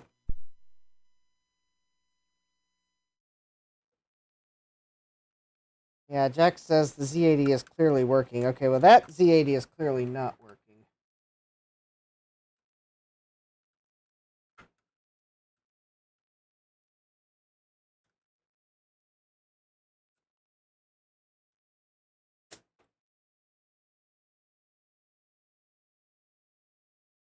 Oh, well, that Z80. Okay, well, that is weird. Okay, so this Z80, I somehow mangled that same pin putting this Z80 in. That is like...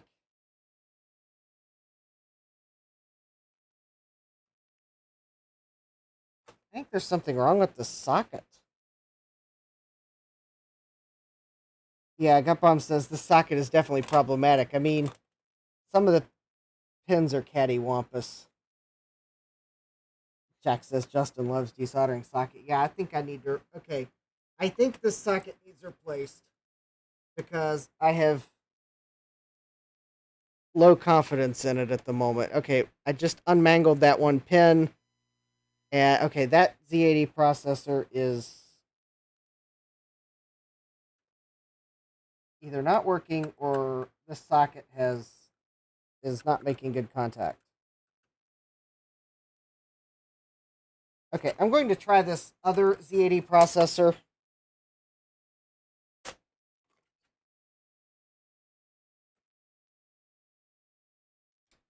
But it looks like I need to remove this socket, and I was really hoping to get to the VIC-20 tonight, but... Well... Apparently the C80, or my C128... Okay, that Z80, I believe, went in the socket, and I don't think I mangled that one pin.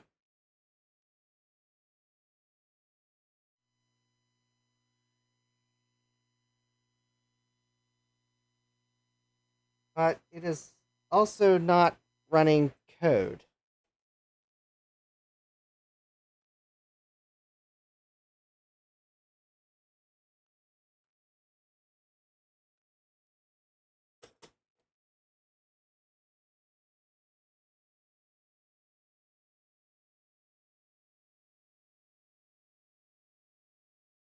Okay, I find that really weird that both of these Z80 processors that are supposedly 6 megahertz are both bad. I find that hard to believe.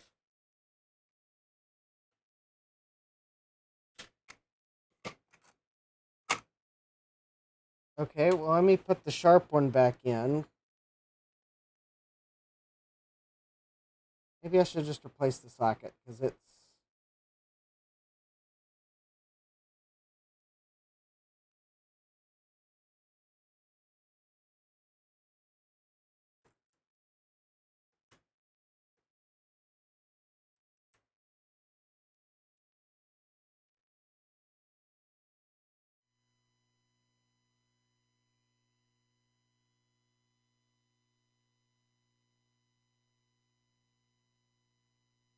nothing. Okay. I think the socket has... I think the socket has stopped conducting, because...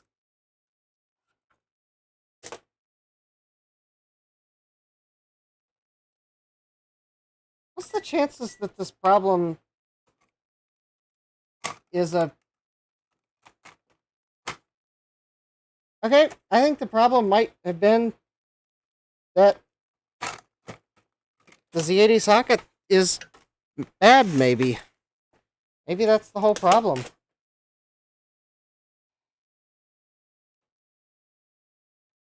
Capcom says, check the legs on the left side of that chip.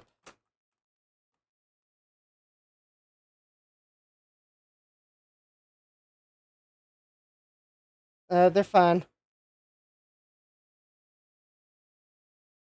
I mean, that one pin that I had to bend back is a little bend, but...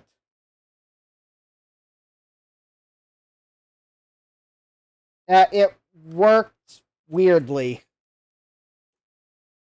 Yeah, the one has some residual solder on it. That's because Commodore had the bodge on the front, and I moved it to the back. That's why there's solder on pin 33, is because...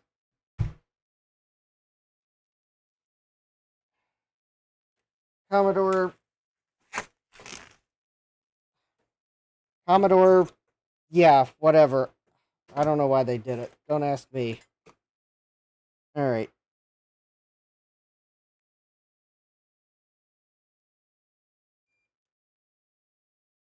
Alright. Now it's time for everyone's favorite tool, Claris.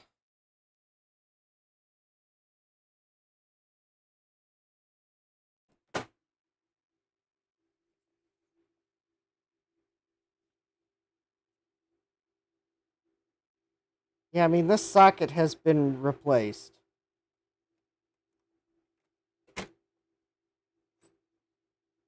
I guess I get the privilege of replacing it again. I I could not tell you who replaced it though. Commodore or someone else. All right. Do I have any 40 pin sockets?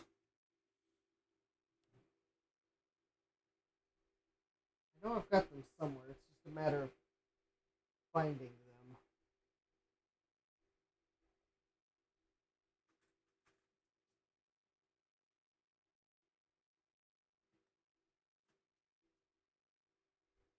All right. While Claris warms up, let me see if I can find the 40 pin sockets that I've got somewhere.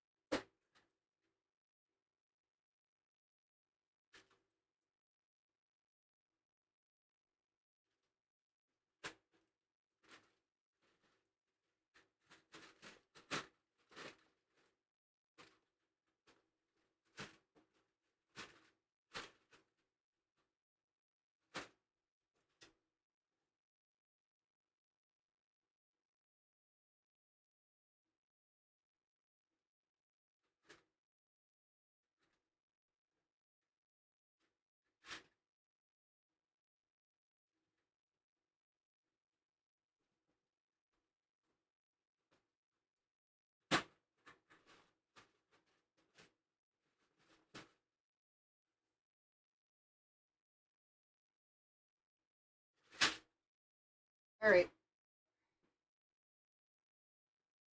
I think this is a 40 pin socket. Yes, it is. They got dumped out of the tube and in the bottom of the box. Gut Bum says I have some absolutely terrible 40 pin sockets.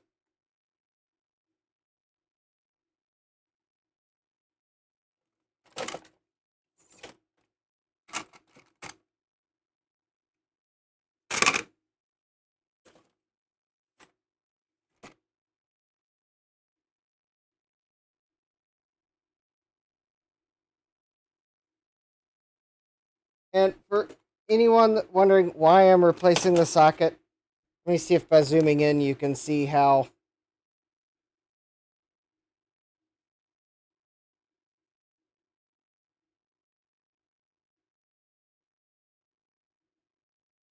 so notice how some of the pins are actually coming out of the socket. I think they might actually be broken.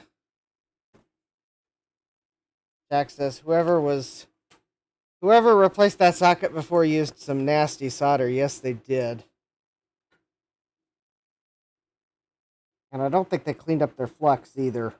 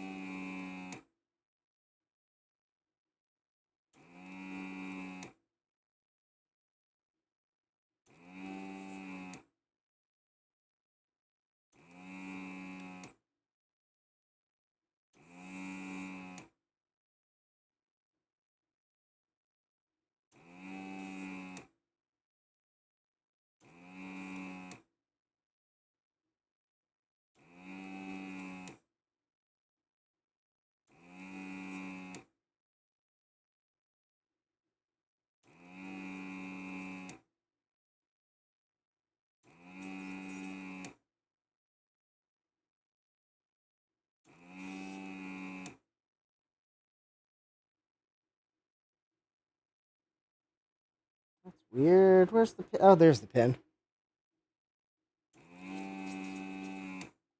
Or as Joe would say, repeat 40 times.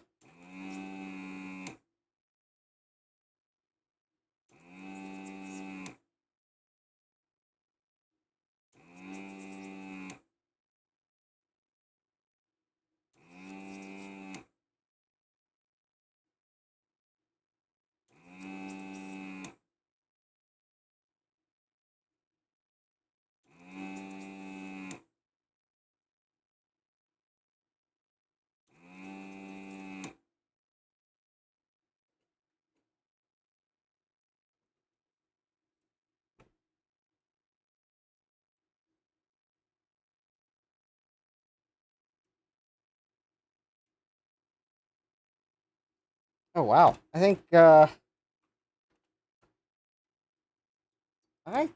socket might.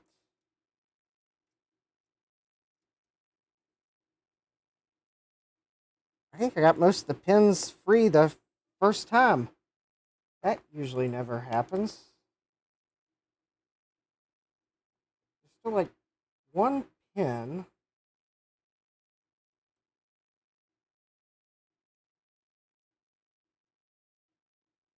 No. There we go. I didn't have to yank on it with a tool or anything. But there we can see the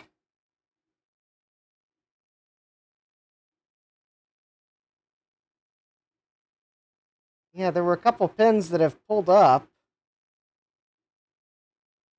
Plus, something about this one keeps bending stuff.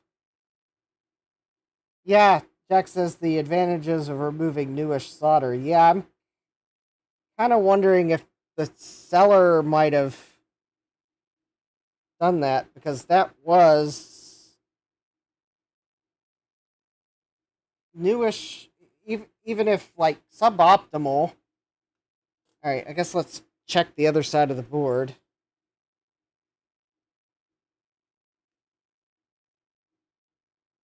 Yeah, that came right up. No damage. No, I don't see any broken traces. I don't think I even scratched any solder mask off. The only thing here is my. Okay, I guess I did. Okay, there's a little bit of solder mask off, but that's actually a. Nothing looks bridged. No.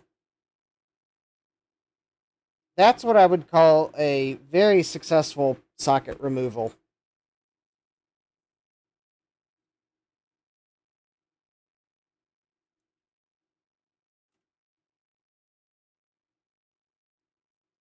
Now, of course, it would probably help if I could not bend pins over trying to insert them into the socket.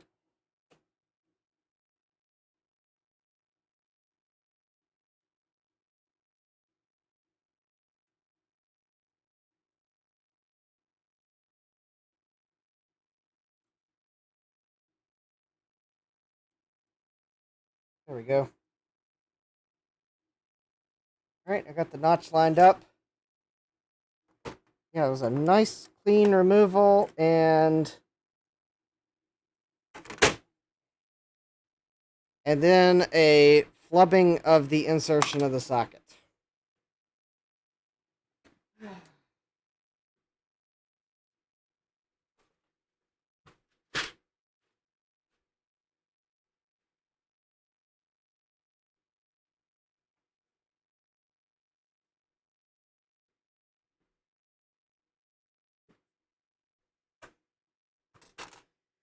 Yes, I could probably push that pin back down, but these sockets are so cheap, I'm not going to press my luck that I would get it in all the way.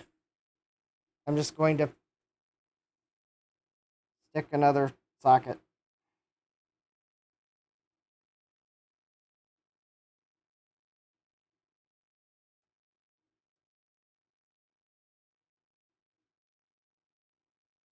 There we go.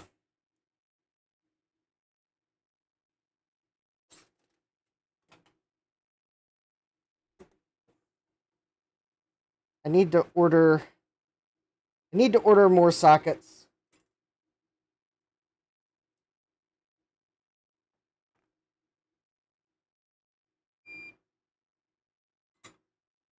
Actually, I am going to do something I don't normally do just because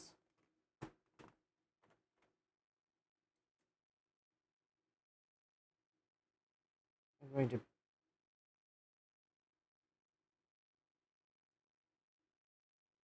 bend a couple pins over.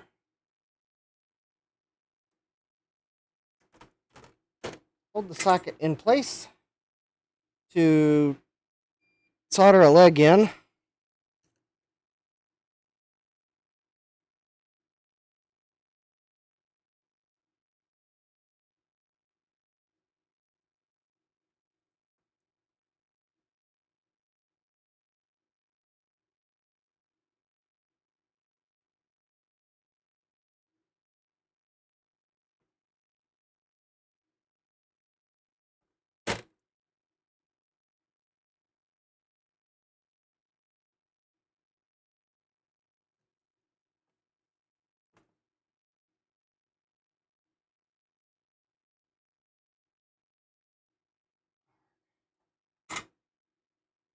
And what have I done? I already messed up the socket.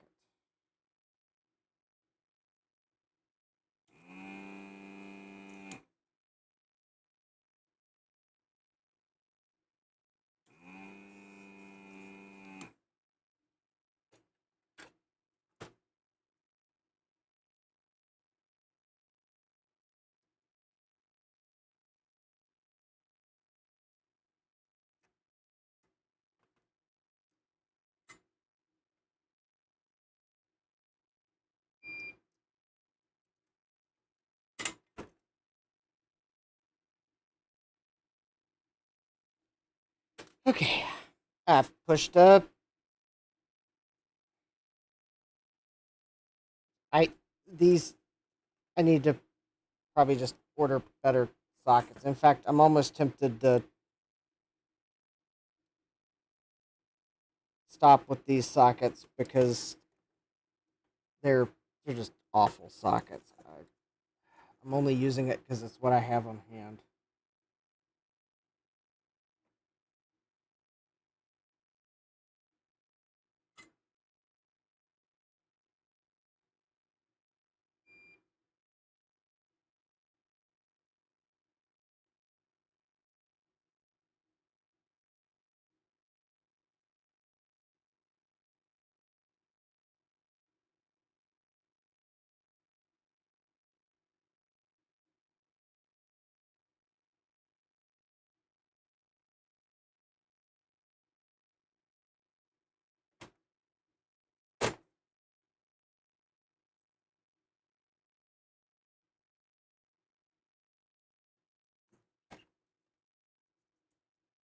All right, that socket has flushed the board, and I haven't managed to push any pins in. So, all right.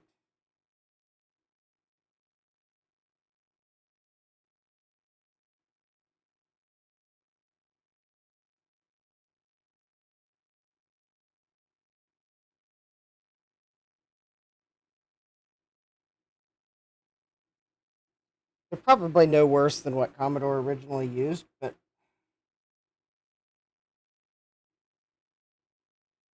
I'm going to go ahead and solder the pin with the bodge wire next.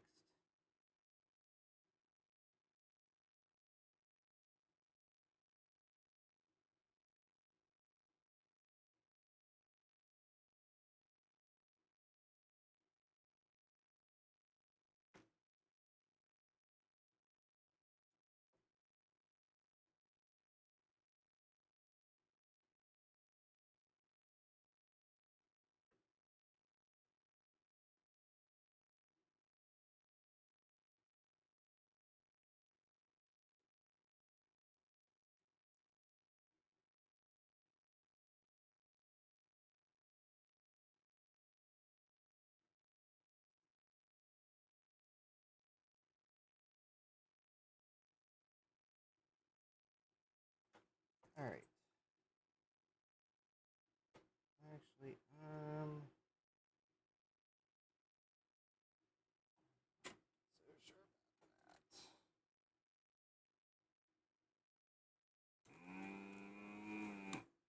Alright, I'm going to replace this wire while I'm at it.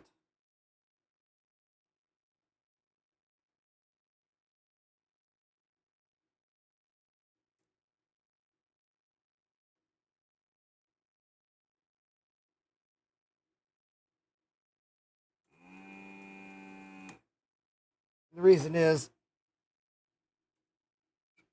the way the wire was cut, it's risking shorting, and it might actually be too thick to lay under the board when I actually put the board on. This is a signal wire, not a power wire, so a nice 30 gauge solid wire will carry the data line just as nicely as a stranded wire that Commodore used. Probably because that they had it on hand, so we're going to use the wire we have on hand. Might also be why they put it on the top of the board, because I don't think they would have been able to put it on the bottom side of the board. Anyways, I'm just going to use this nice 30 gauge Kynar wire that I have here. It'll give me a nice clean wire, and it should be small enough that it'll fit between the board and the RF shield nicely.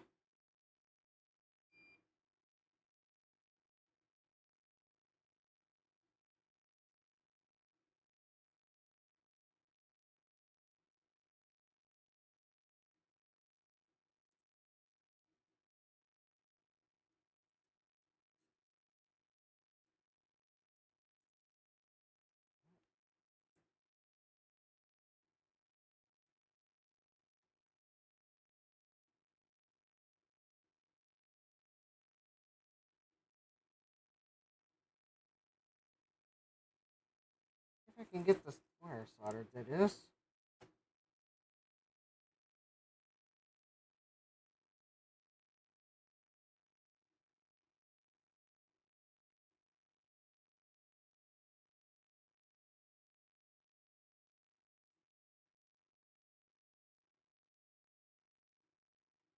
There we go. Okay, I got it soldered on the one side. Now,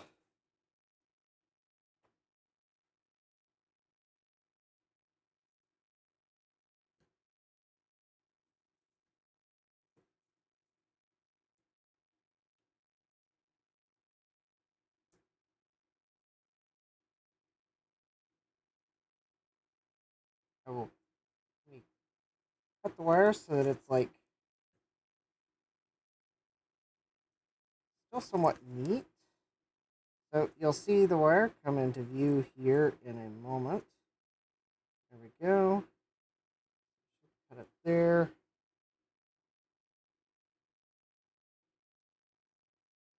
And strip it. And now I should be able to stick that wire there in the hole along with the socket pin. And now I should be able to solder both. Theoretically, solder both at the same time.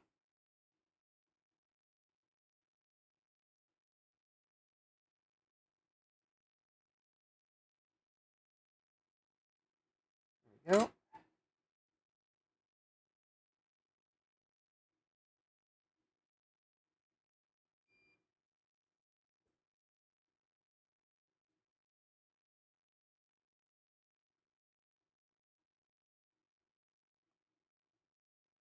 All right, there we go. Now let me double check the socket is still looking good. Yes. All right. And that is pin 33. Okay. So now let me get the rest of these here real quick. I don't have any I don't have any.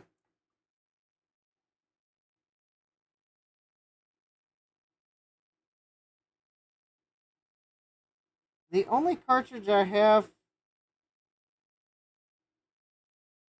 at the ready is a dead test for the C64, and I don't think that behaved correctly. Of course, I was told that it possibly wouldn't be expected to behave correctly. I don't remember what it did, though.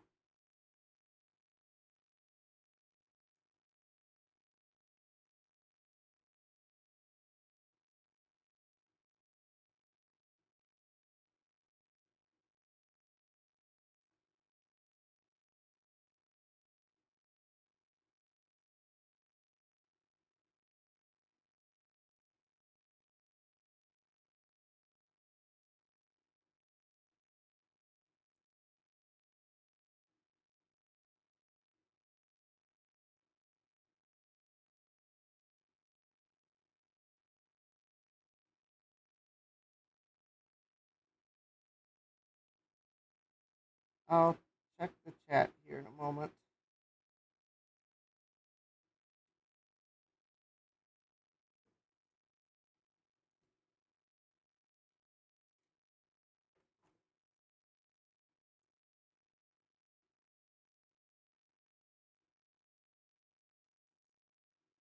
Okay. Oh, hey, Sloopy, welcome.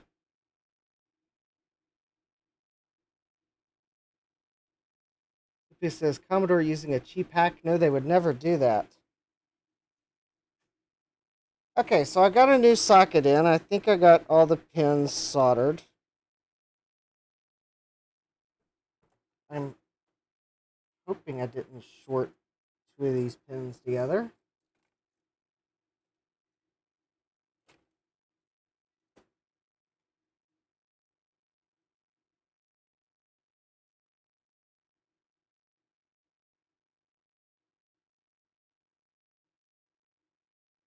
Okay, the bodge. I did not short anything with the bodge. Now, unlike whoever last worked on this board, not using that. Okay, I need to order.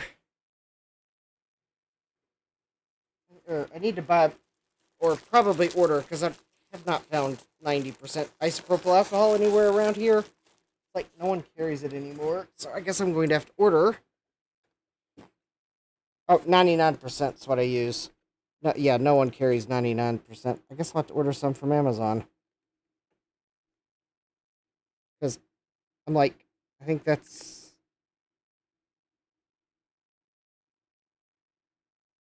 Yeah, that's not much. Because I keep spilling it on my workbench because I'm a klutz.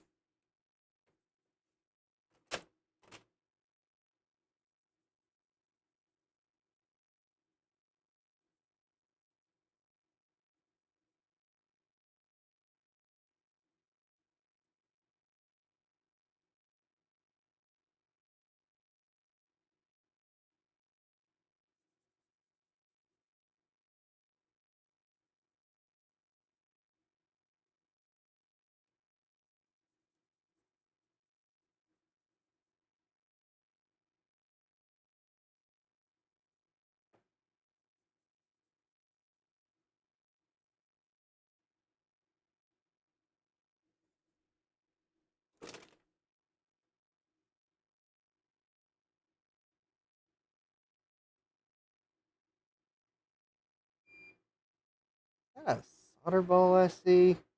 Probably.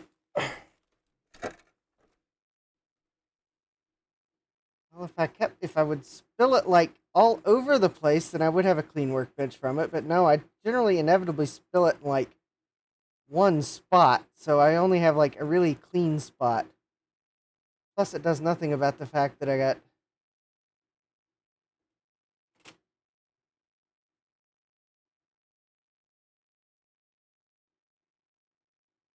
fools that live in the periphery. Oh, I think I'm just fighting shiny spots on the board from lights reflecting. Okay.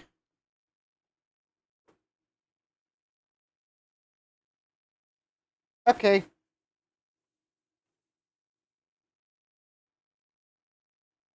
I guess it's time to...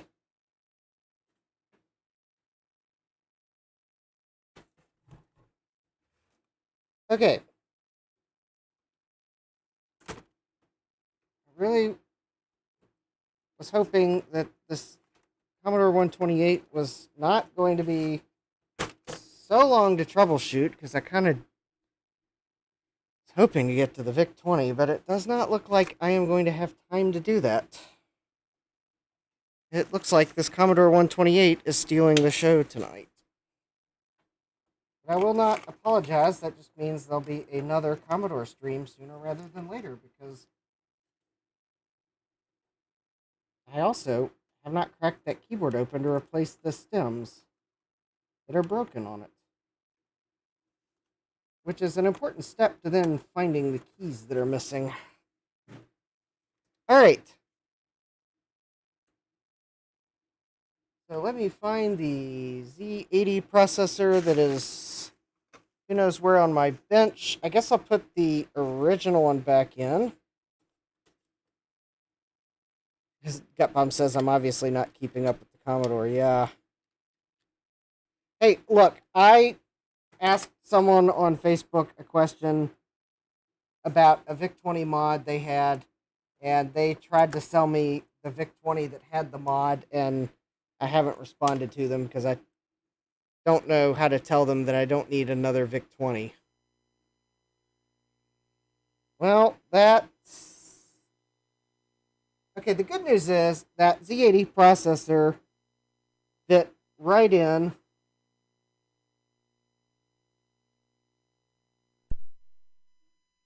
Gutbomb would like to know about the mod. Well, I almost ordered PCBs today, but then for some reason the... Well, there we go. It's now in C64 mode. No, this is not with the keyboard in. The keyboard is unplugged. The keyboard is off to my right. The keyboard is...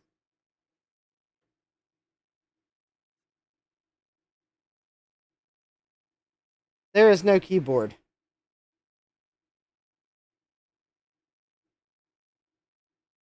The Z80 processor is getting just like a little bit warm.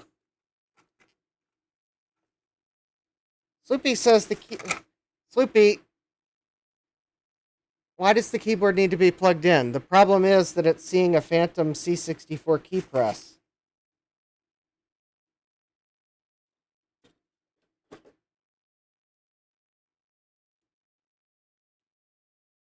The other Commodores work without the keyboard plugged in.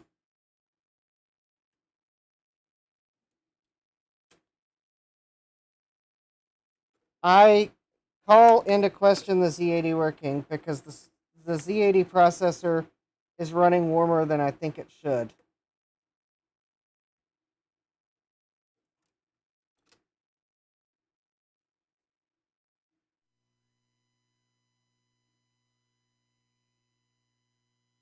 I just plugged the keyboard in,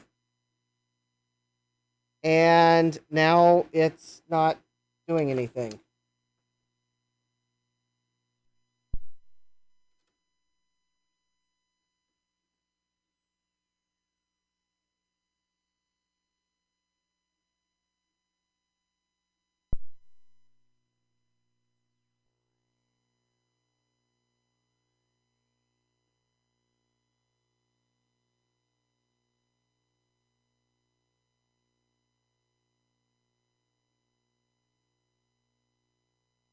All right, well, it's doing the same thing with the keyboard plugged in as without. It's acting like the Commodore key is pressed.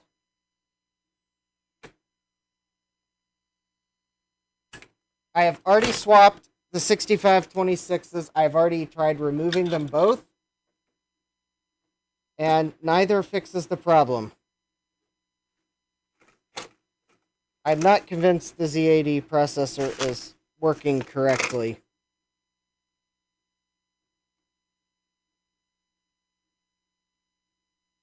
Sloopy says, then bad DRAM or bad CIA. I removed the CIAs and it did the exact same thing. So, observe.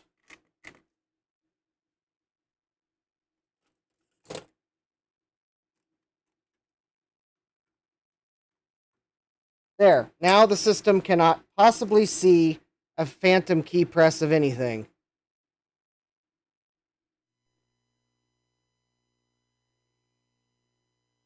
Sloopy says the Z80 must work for the machine to even turn on. Then why sometimes, Sloopy, do I turn this on and... I've turned this on at least once or twice now, and the Z80 was in and I got a black screen. And the Z80 is running really warm. I mean, it was almost running as warm as the VIC chip. Seemingly. Maybe not quite that warm, but...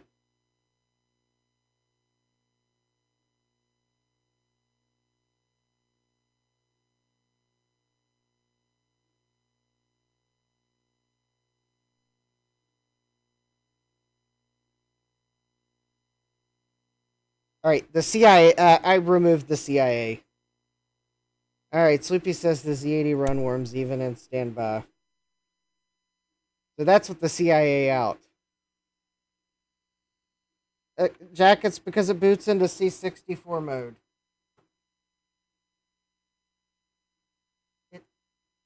Commodore 128s.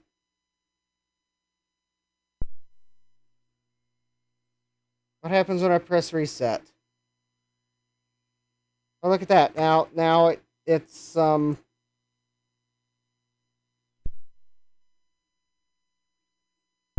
there's yet another time I turned it on and I got a black screen. What happens when I press reset? Okay. I presume that's this button in front of the power switch. Alright, that's what happened.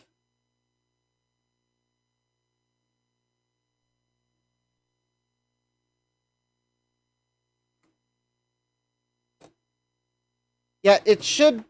A Commodore 128 should boot into 128 mode. Unless you hold Commodore down, or unless you put a cartridge in, a Commodore 64 cartridge in.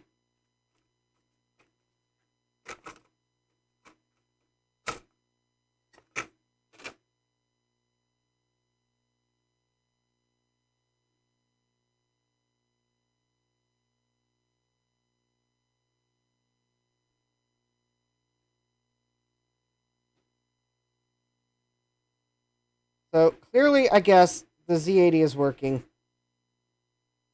Although I still don't know why occasionally I turn it on and I get a black screen. That's concerning me.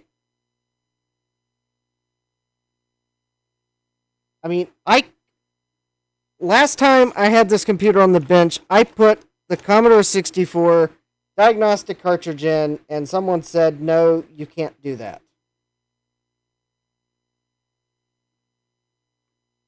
Although maybe not exactly in those exact words, but it was something to the effect of, that's not going to work.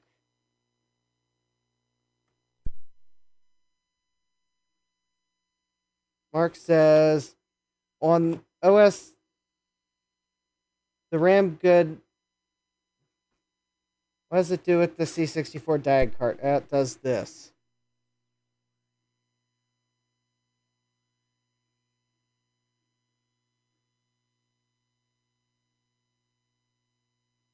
Well, okay, it doesn't do that.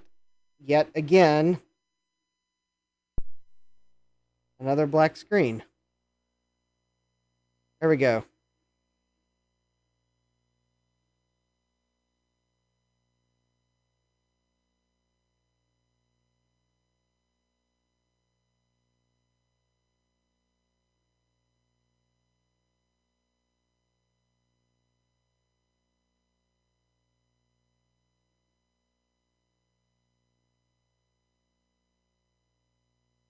Slippy, I pulled the CIA out and it still just went straight to C64 mode. I don't have harnesses for the C128. I swapped the CIAs. It didn't change the behavior. I pulled them out. It didn't change the behavior. I can't just justify replacing CIAs. They cost too much.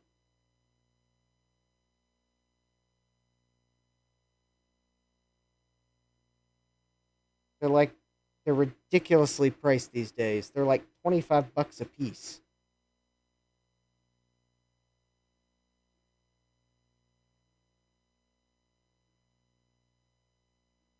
All right.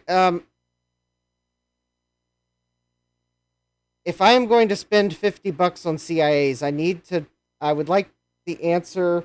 I would like to know the answer to how, if the CIA is pulled out of the machine, it still sees a phantom Commodore key press.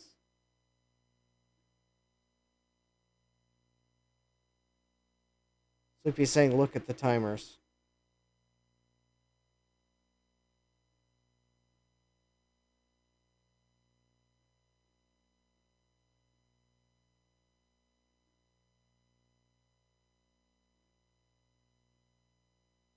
Capcom says it's not a key press.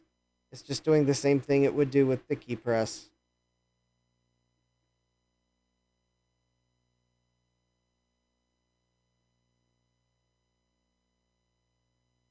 Well, I don't understand. It shouldn't see any key press if the CIA is out of the socket.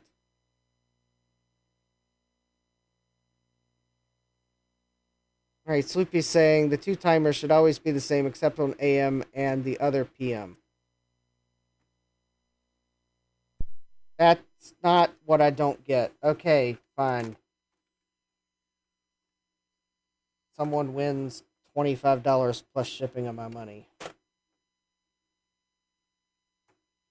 I just want to know how the Commodore 128 is seemingly seeing a phantom key press or a phantom cartridge. I don't know which. I guess I could be wrong on it being a phantom key press. All right, well, I'm going to put the other CIA down here. Oh, wait, are these both bad? Do I have a working C64 that I can swap CIAs from?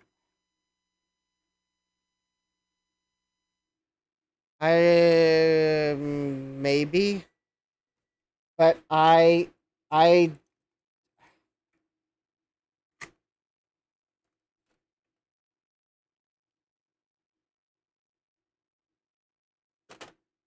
sorry. I don't like the thought of killing one machine to fix another. But I will oblige, and I think actually, I don't think I've got a C64 that has them socketed now that I think about it. Let me go check. I am not desoldering CIAs to do a chip swap.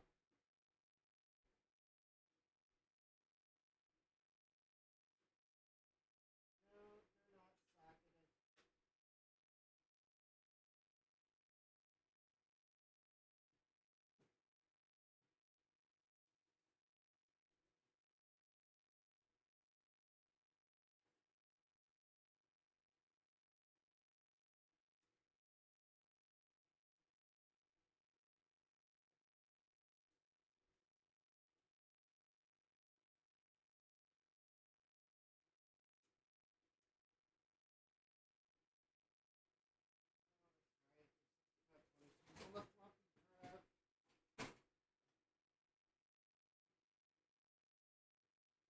Okay, no, I do not have CIAs I can steal from another computer.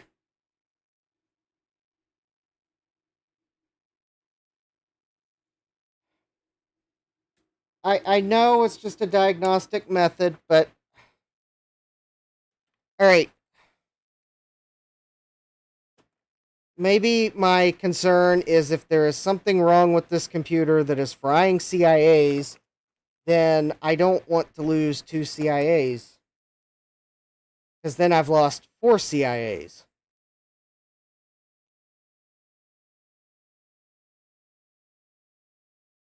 But it's a moot point. They're soldered. I would have to desolder the CIAs to change them. Well, I'm not scoping 5 minutes till 12. It's going to have to be another stream.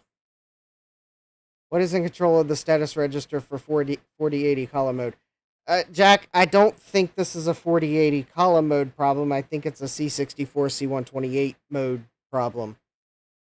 Because the 4080 column is only valid in C128 mode. That is controlled though by that was briefly mentioned in the service manual that I had open. Let me see if I still have it open. Do I still have that tab open? Do I remember where that was? That switch is on pin 24. Pin 24 of the keyboard connector. It looks like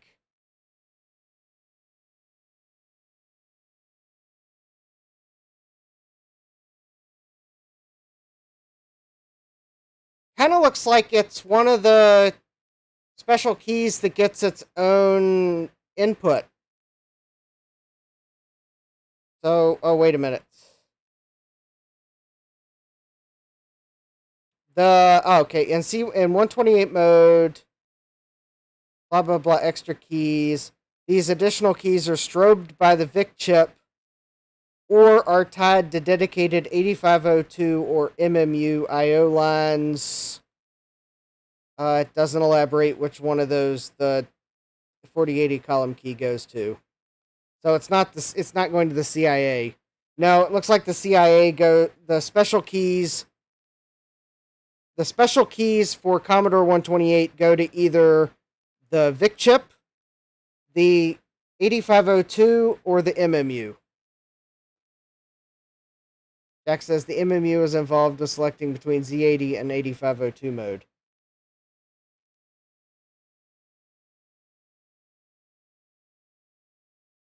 I don't know. Okay, so I need CIAs. It looks like I'm going to have to get some CIAs.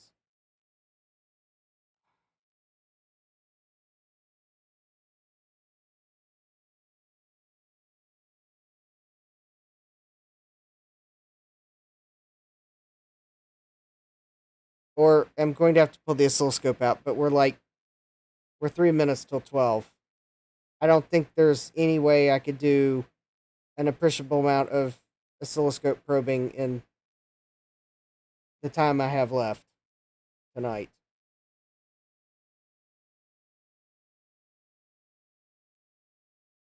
I don't know that I understand the Commodore 128 enough to do that. I'm just kind of now annoyed that I have 2 bad CIAs, the SID is missing, and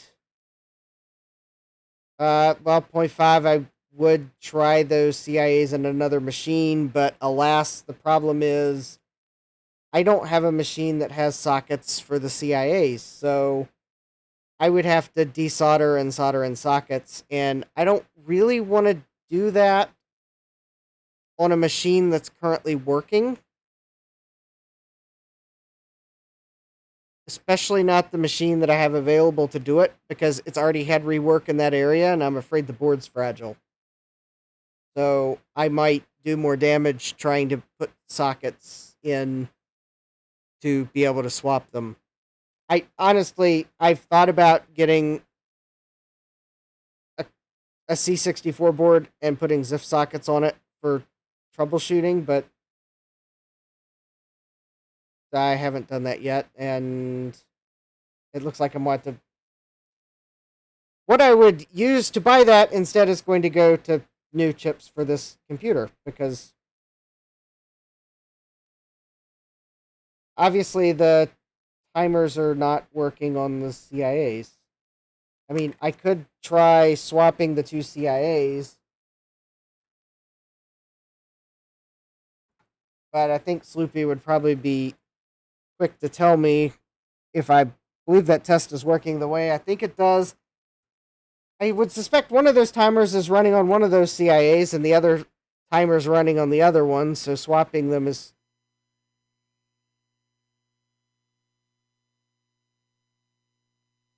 And I still have the problem of the black screen.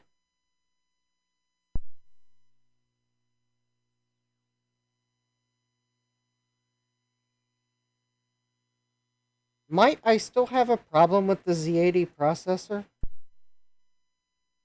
Am I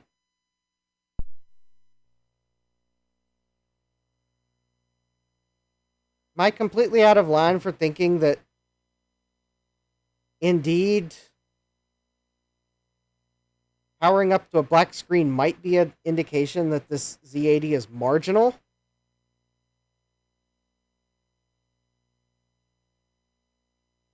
Unfortunately, though, the only Z80s that I have that are probably rated at the correct speed, or at least match the speed grade that's in the Commodore 128, it's quite possible that I only need an A, and Commodore used a B. But yeah, it kind of looks like I swapped the CIAs and the timers are still screwed up, so...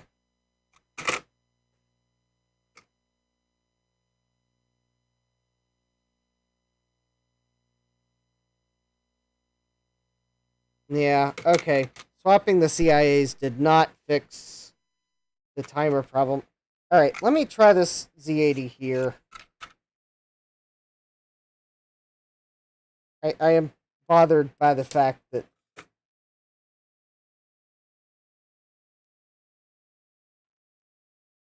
get a black screen when I power up, and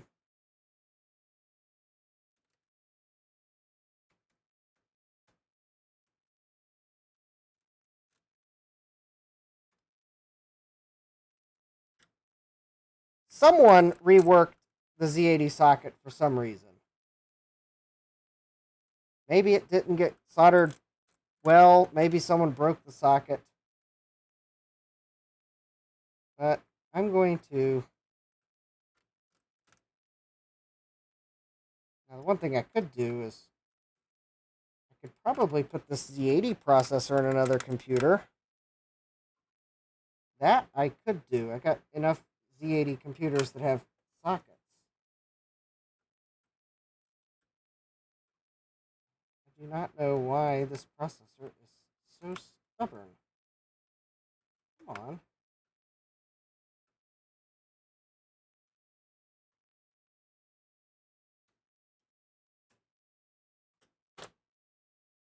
on.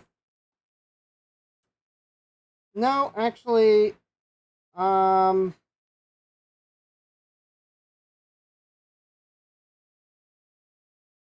I think the socket I just installed is bad.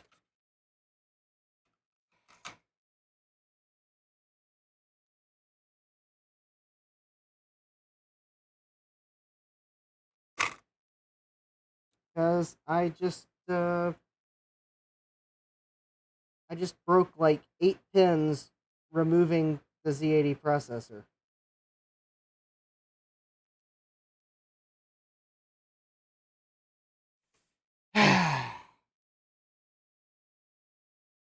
So I'm actually thinking there was something wrong with the Z80 processor. It's called... That was a bad socket. Jack says I would be...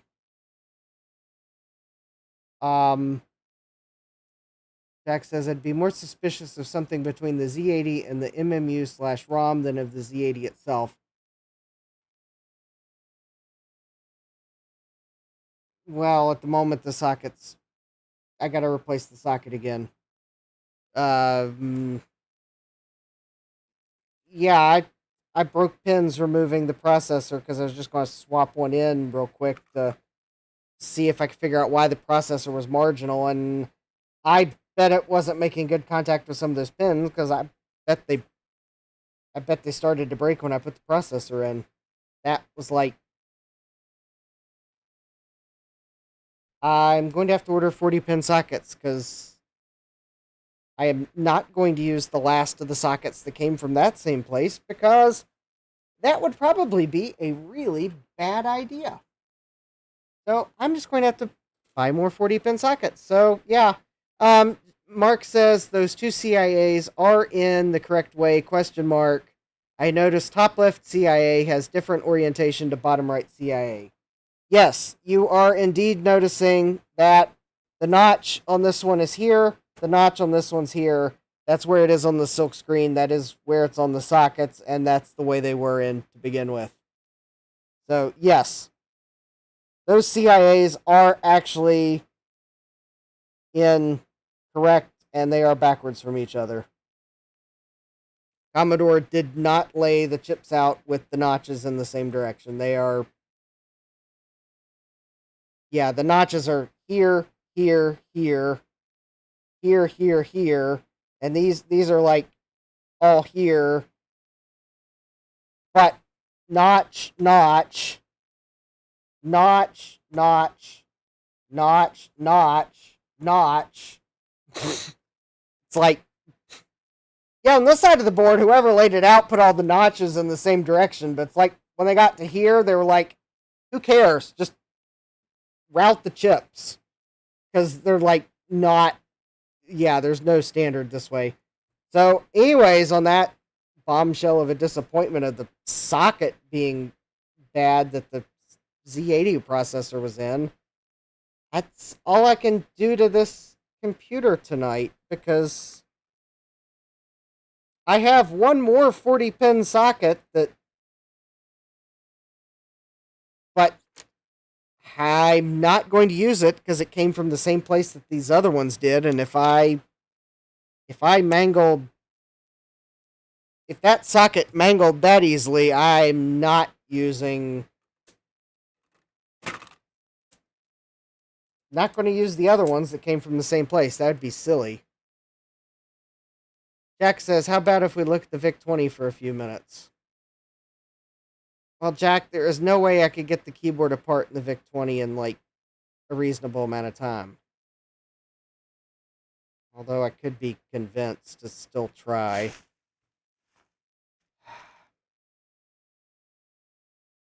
I know, I would like to end on a happier note.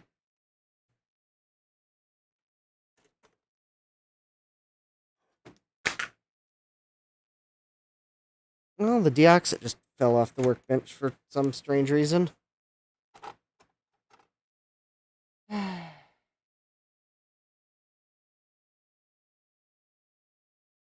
Sloopy, it's not 3 screws that I need to do.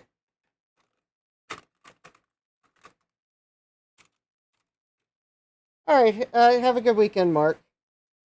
Sloopy, the problem is, I gotta take the keyboard apart and try to figure out why half the keys are broken in the VIC-20. So it's not 3 screws I gotta remove, it's like 20 screws. Alright, I guess we could take a look at it.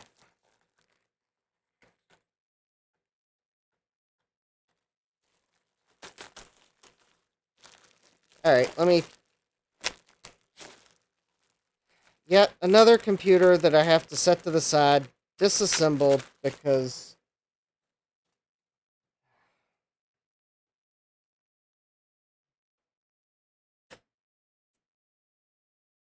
Alright, well...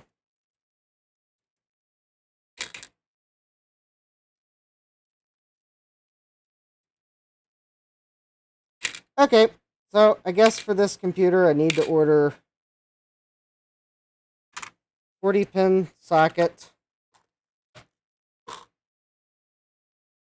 And I gotta figure out what I want to do about the 2 CIAs.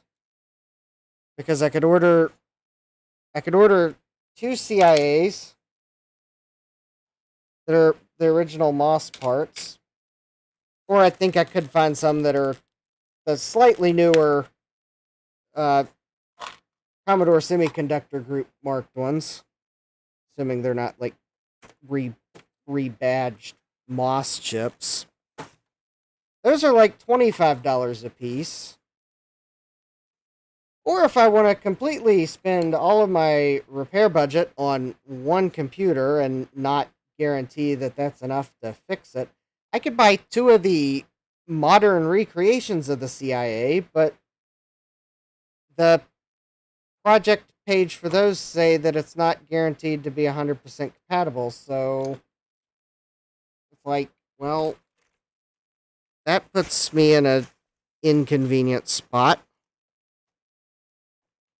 Do I potentially not get the... Do I potentially have compatibility issues? That, of course, I don't know what they might be, because,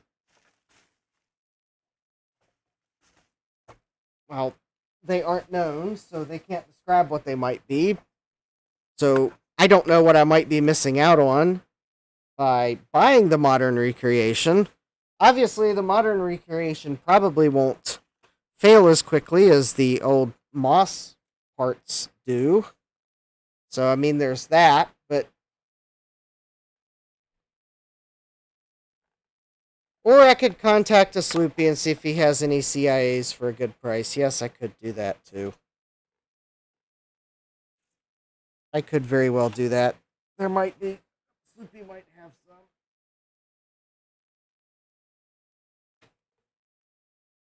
Because the other thing is, the person selling the CIAs, $25 a piece, is in Hungary, so I'd probably be waiting for like 3 weeks for them to arrive. That is the average time that it takes for standard mailed items to come in from Europe.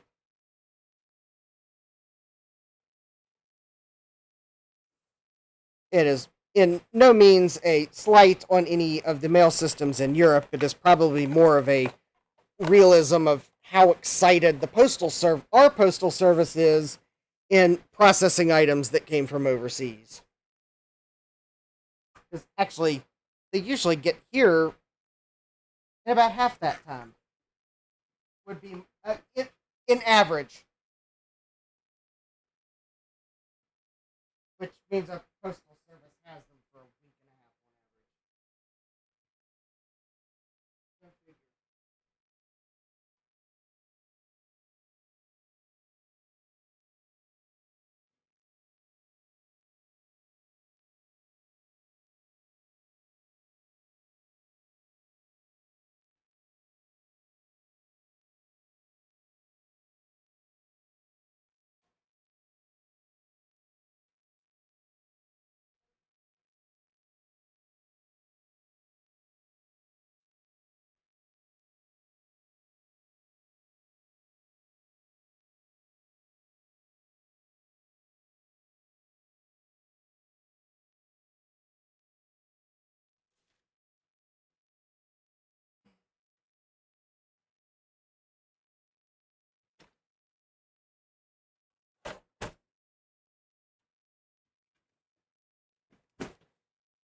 All right.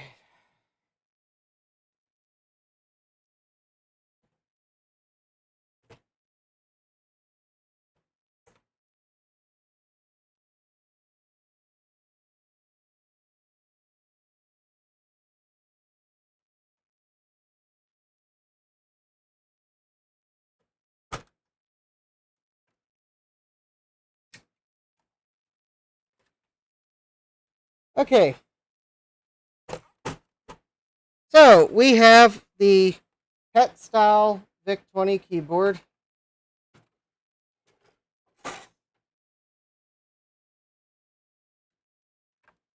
And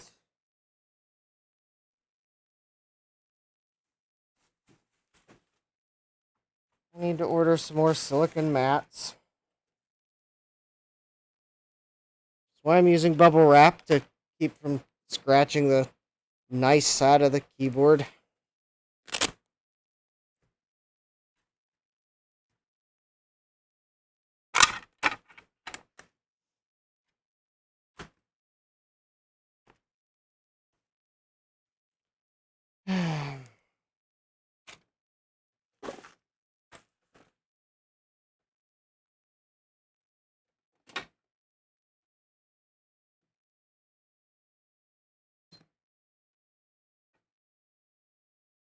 All right.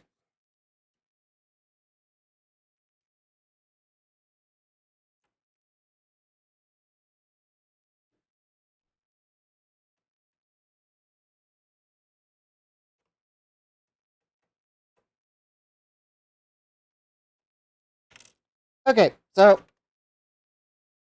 I'm just going straight to the getting the board off the bottom of this keyboard, and I just have this distinct feeling that I'm going to find that the original keyboard is more different than I was hoping it would be. So we may not get very far with this tonight.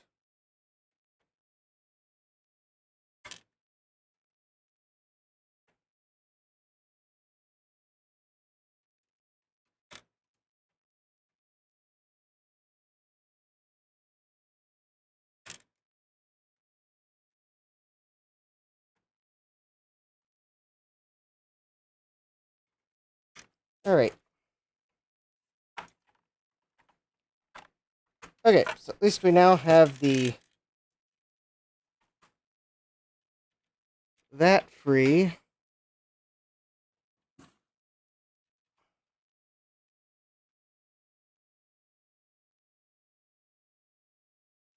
And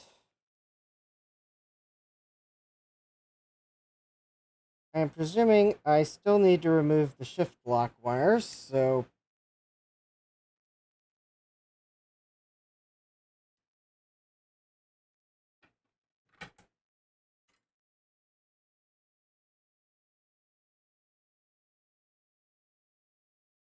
I don't remember which keys don't work, but it was enough of them that I'm hoping I find that this is.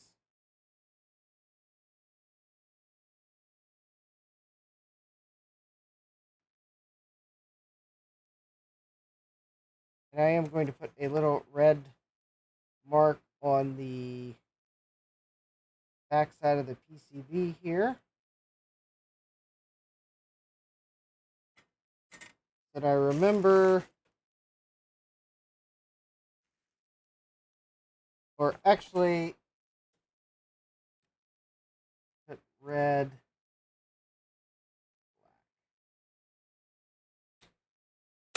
Might be foolish for me to try to use the colors because I might not be able to see the red mark, or I might smudge it. At least that way there's more letters. All right. And the reason why I'm taking this apart without even retesting it is because that screw there is a bit rusty. I think water has gotten in under the keyboard. I have a feeling I'm going to find. I'm hoping I just find that the contacts on this PCB are dirty and I just need to clean them. What I hope I don't find is massive, painful, broken traces.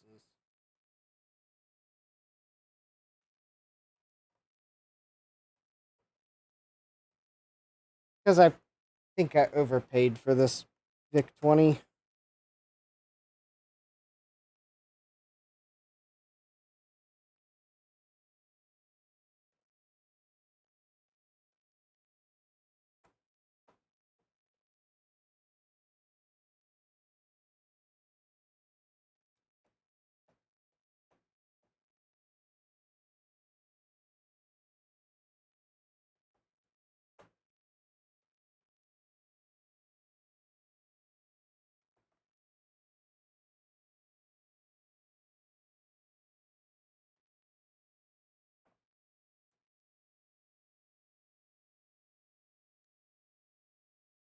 Alright, well, I removed these screws. So next week, I don't know which night I'll do it, but one of my streams next week will be probably workstations. And I don't know if I can get parts in time. Maybe the other stream will be a Commodore stream again.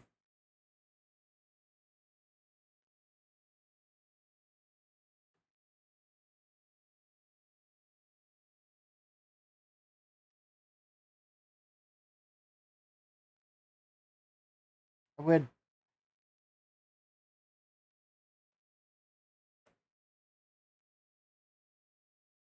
I also currently... Ooh, that screw was nasty rusty. Screw head wasn't, but the threads were. Yep, the ribbon cable colors are definitely seemingly much more colorful than the other keyboards.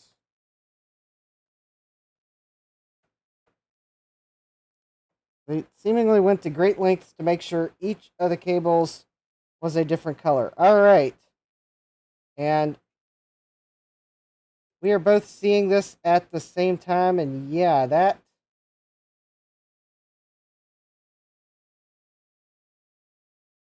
that's dirty.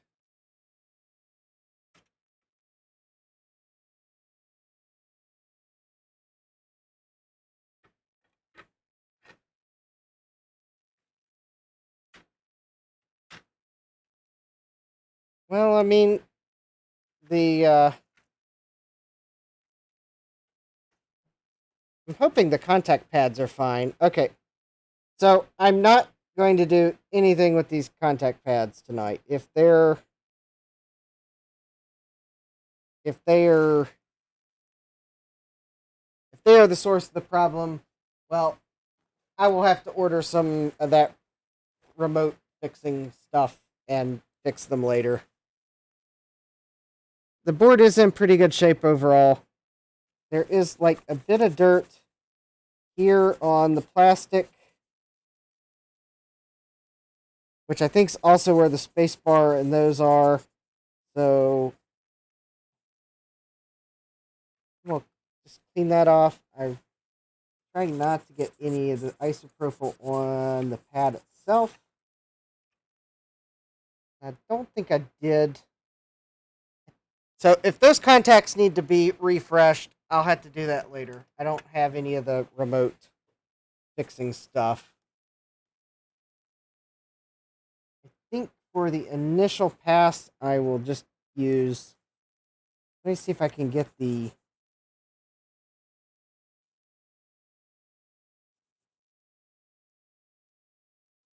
crud off the board so that I can really see these traces.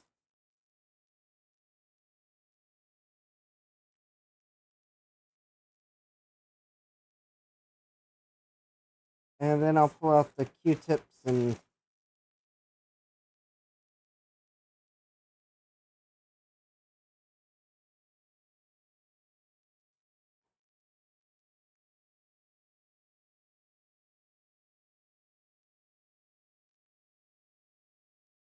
Alright, I may have to go ahead and pull the Q-tips out and...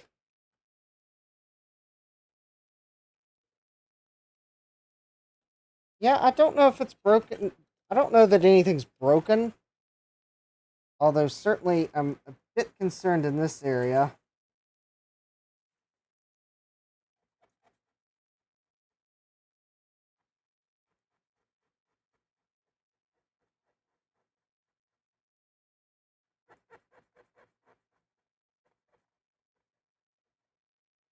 Kind of wondering if the problem maybe is more the pads are oxidized right in this general area. Nice to...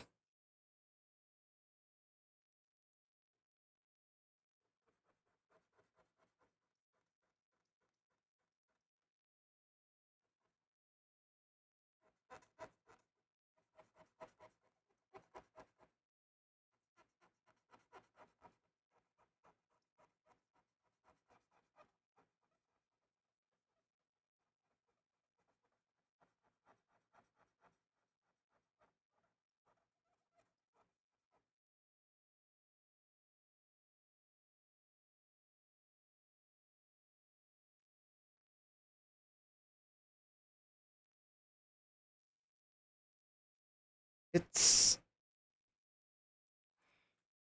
not coming off the board that well with isopropyl alcohol.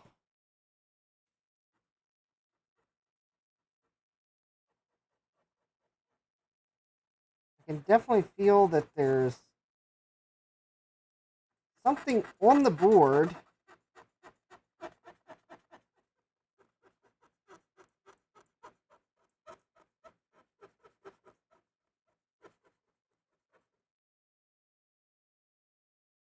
And, I mean, it is coming off, but very slowly.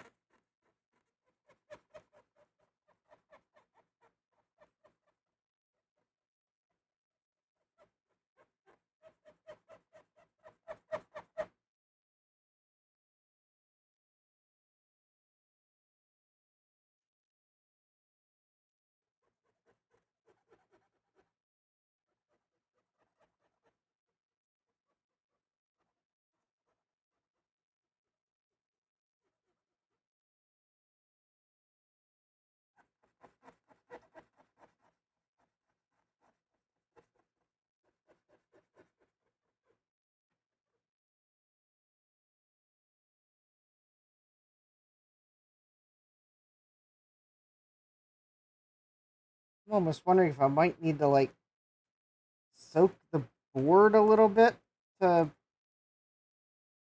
course, I don't want to do too much to the board because it kind of seems as if these might actually be like conductive stickers adhered to the board. I'm afraid if I immerse it,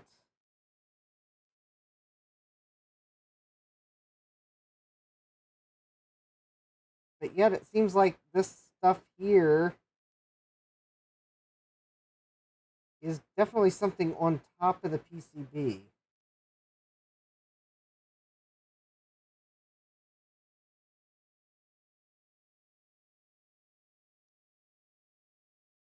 Of course, it's also just coming off with the pressure of my finger slowly.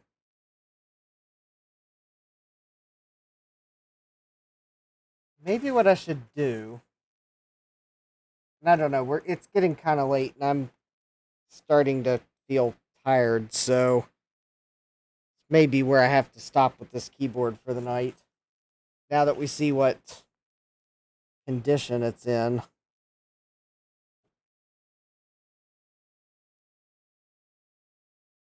I'm wondering if maybe if I took a paper towel and dampened it with isopropyl alcohol and folded it so that it was like only on top of whatever this debris is. I'm thinking it might be whatever minerals were in the water that got into this and sat for a while. I'm wondering if maybe that would loosen it enough to come off the board. I mean, I don't think that should be would cause a problem because it should be, it's not on top of the pads. But if it's flaking off, I'd kind of like to get it off the board.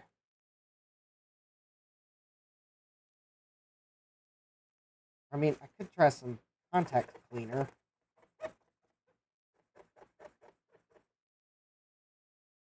I could try contact cleaner. See if that would free it up anymore.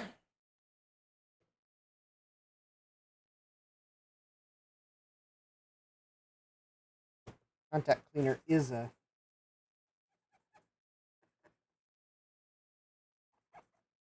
Oh, well, contact cleaner also evaporated off the board very quickly. Yeah, okay.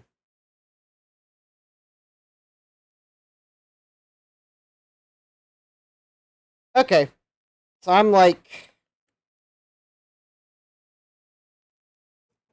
That's what I got on the keyboard that needs to come off. So maybe that's a good stopping point so I can try to maybe figure out things that would be safe to try on this board to get that off. So if you've got any ideas, feel free to leave a comment. So there you got a good close-up. It seems like it might be silt or minerals from whatever water got in between it. It looks like it might come off with repeated applications of isopropyl alcohol.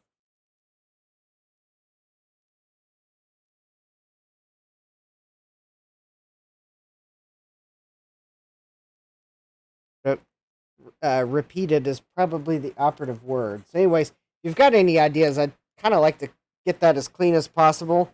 Hopefully, though, if I clean the contacts, then the keyboard will work. Because I know some of the keys work, but I'm pretty sure the spacebar was one of them that was not working. But I think I also do see that there is, yeah, there's definitely some oxidation going on here.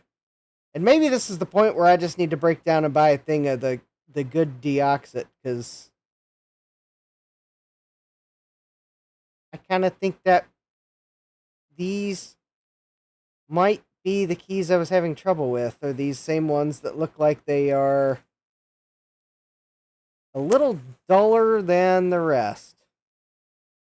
Of course, you know, one other thing I could try, at least in the parts of this board where there's no traces, is maybe a magic eraser wetted with some isopropyl alcohol.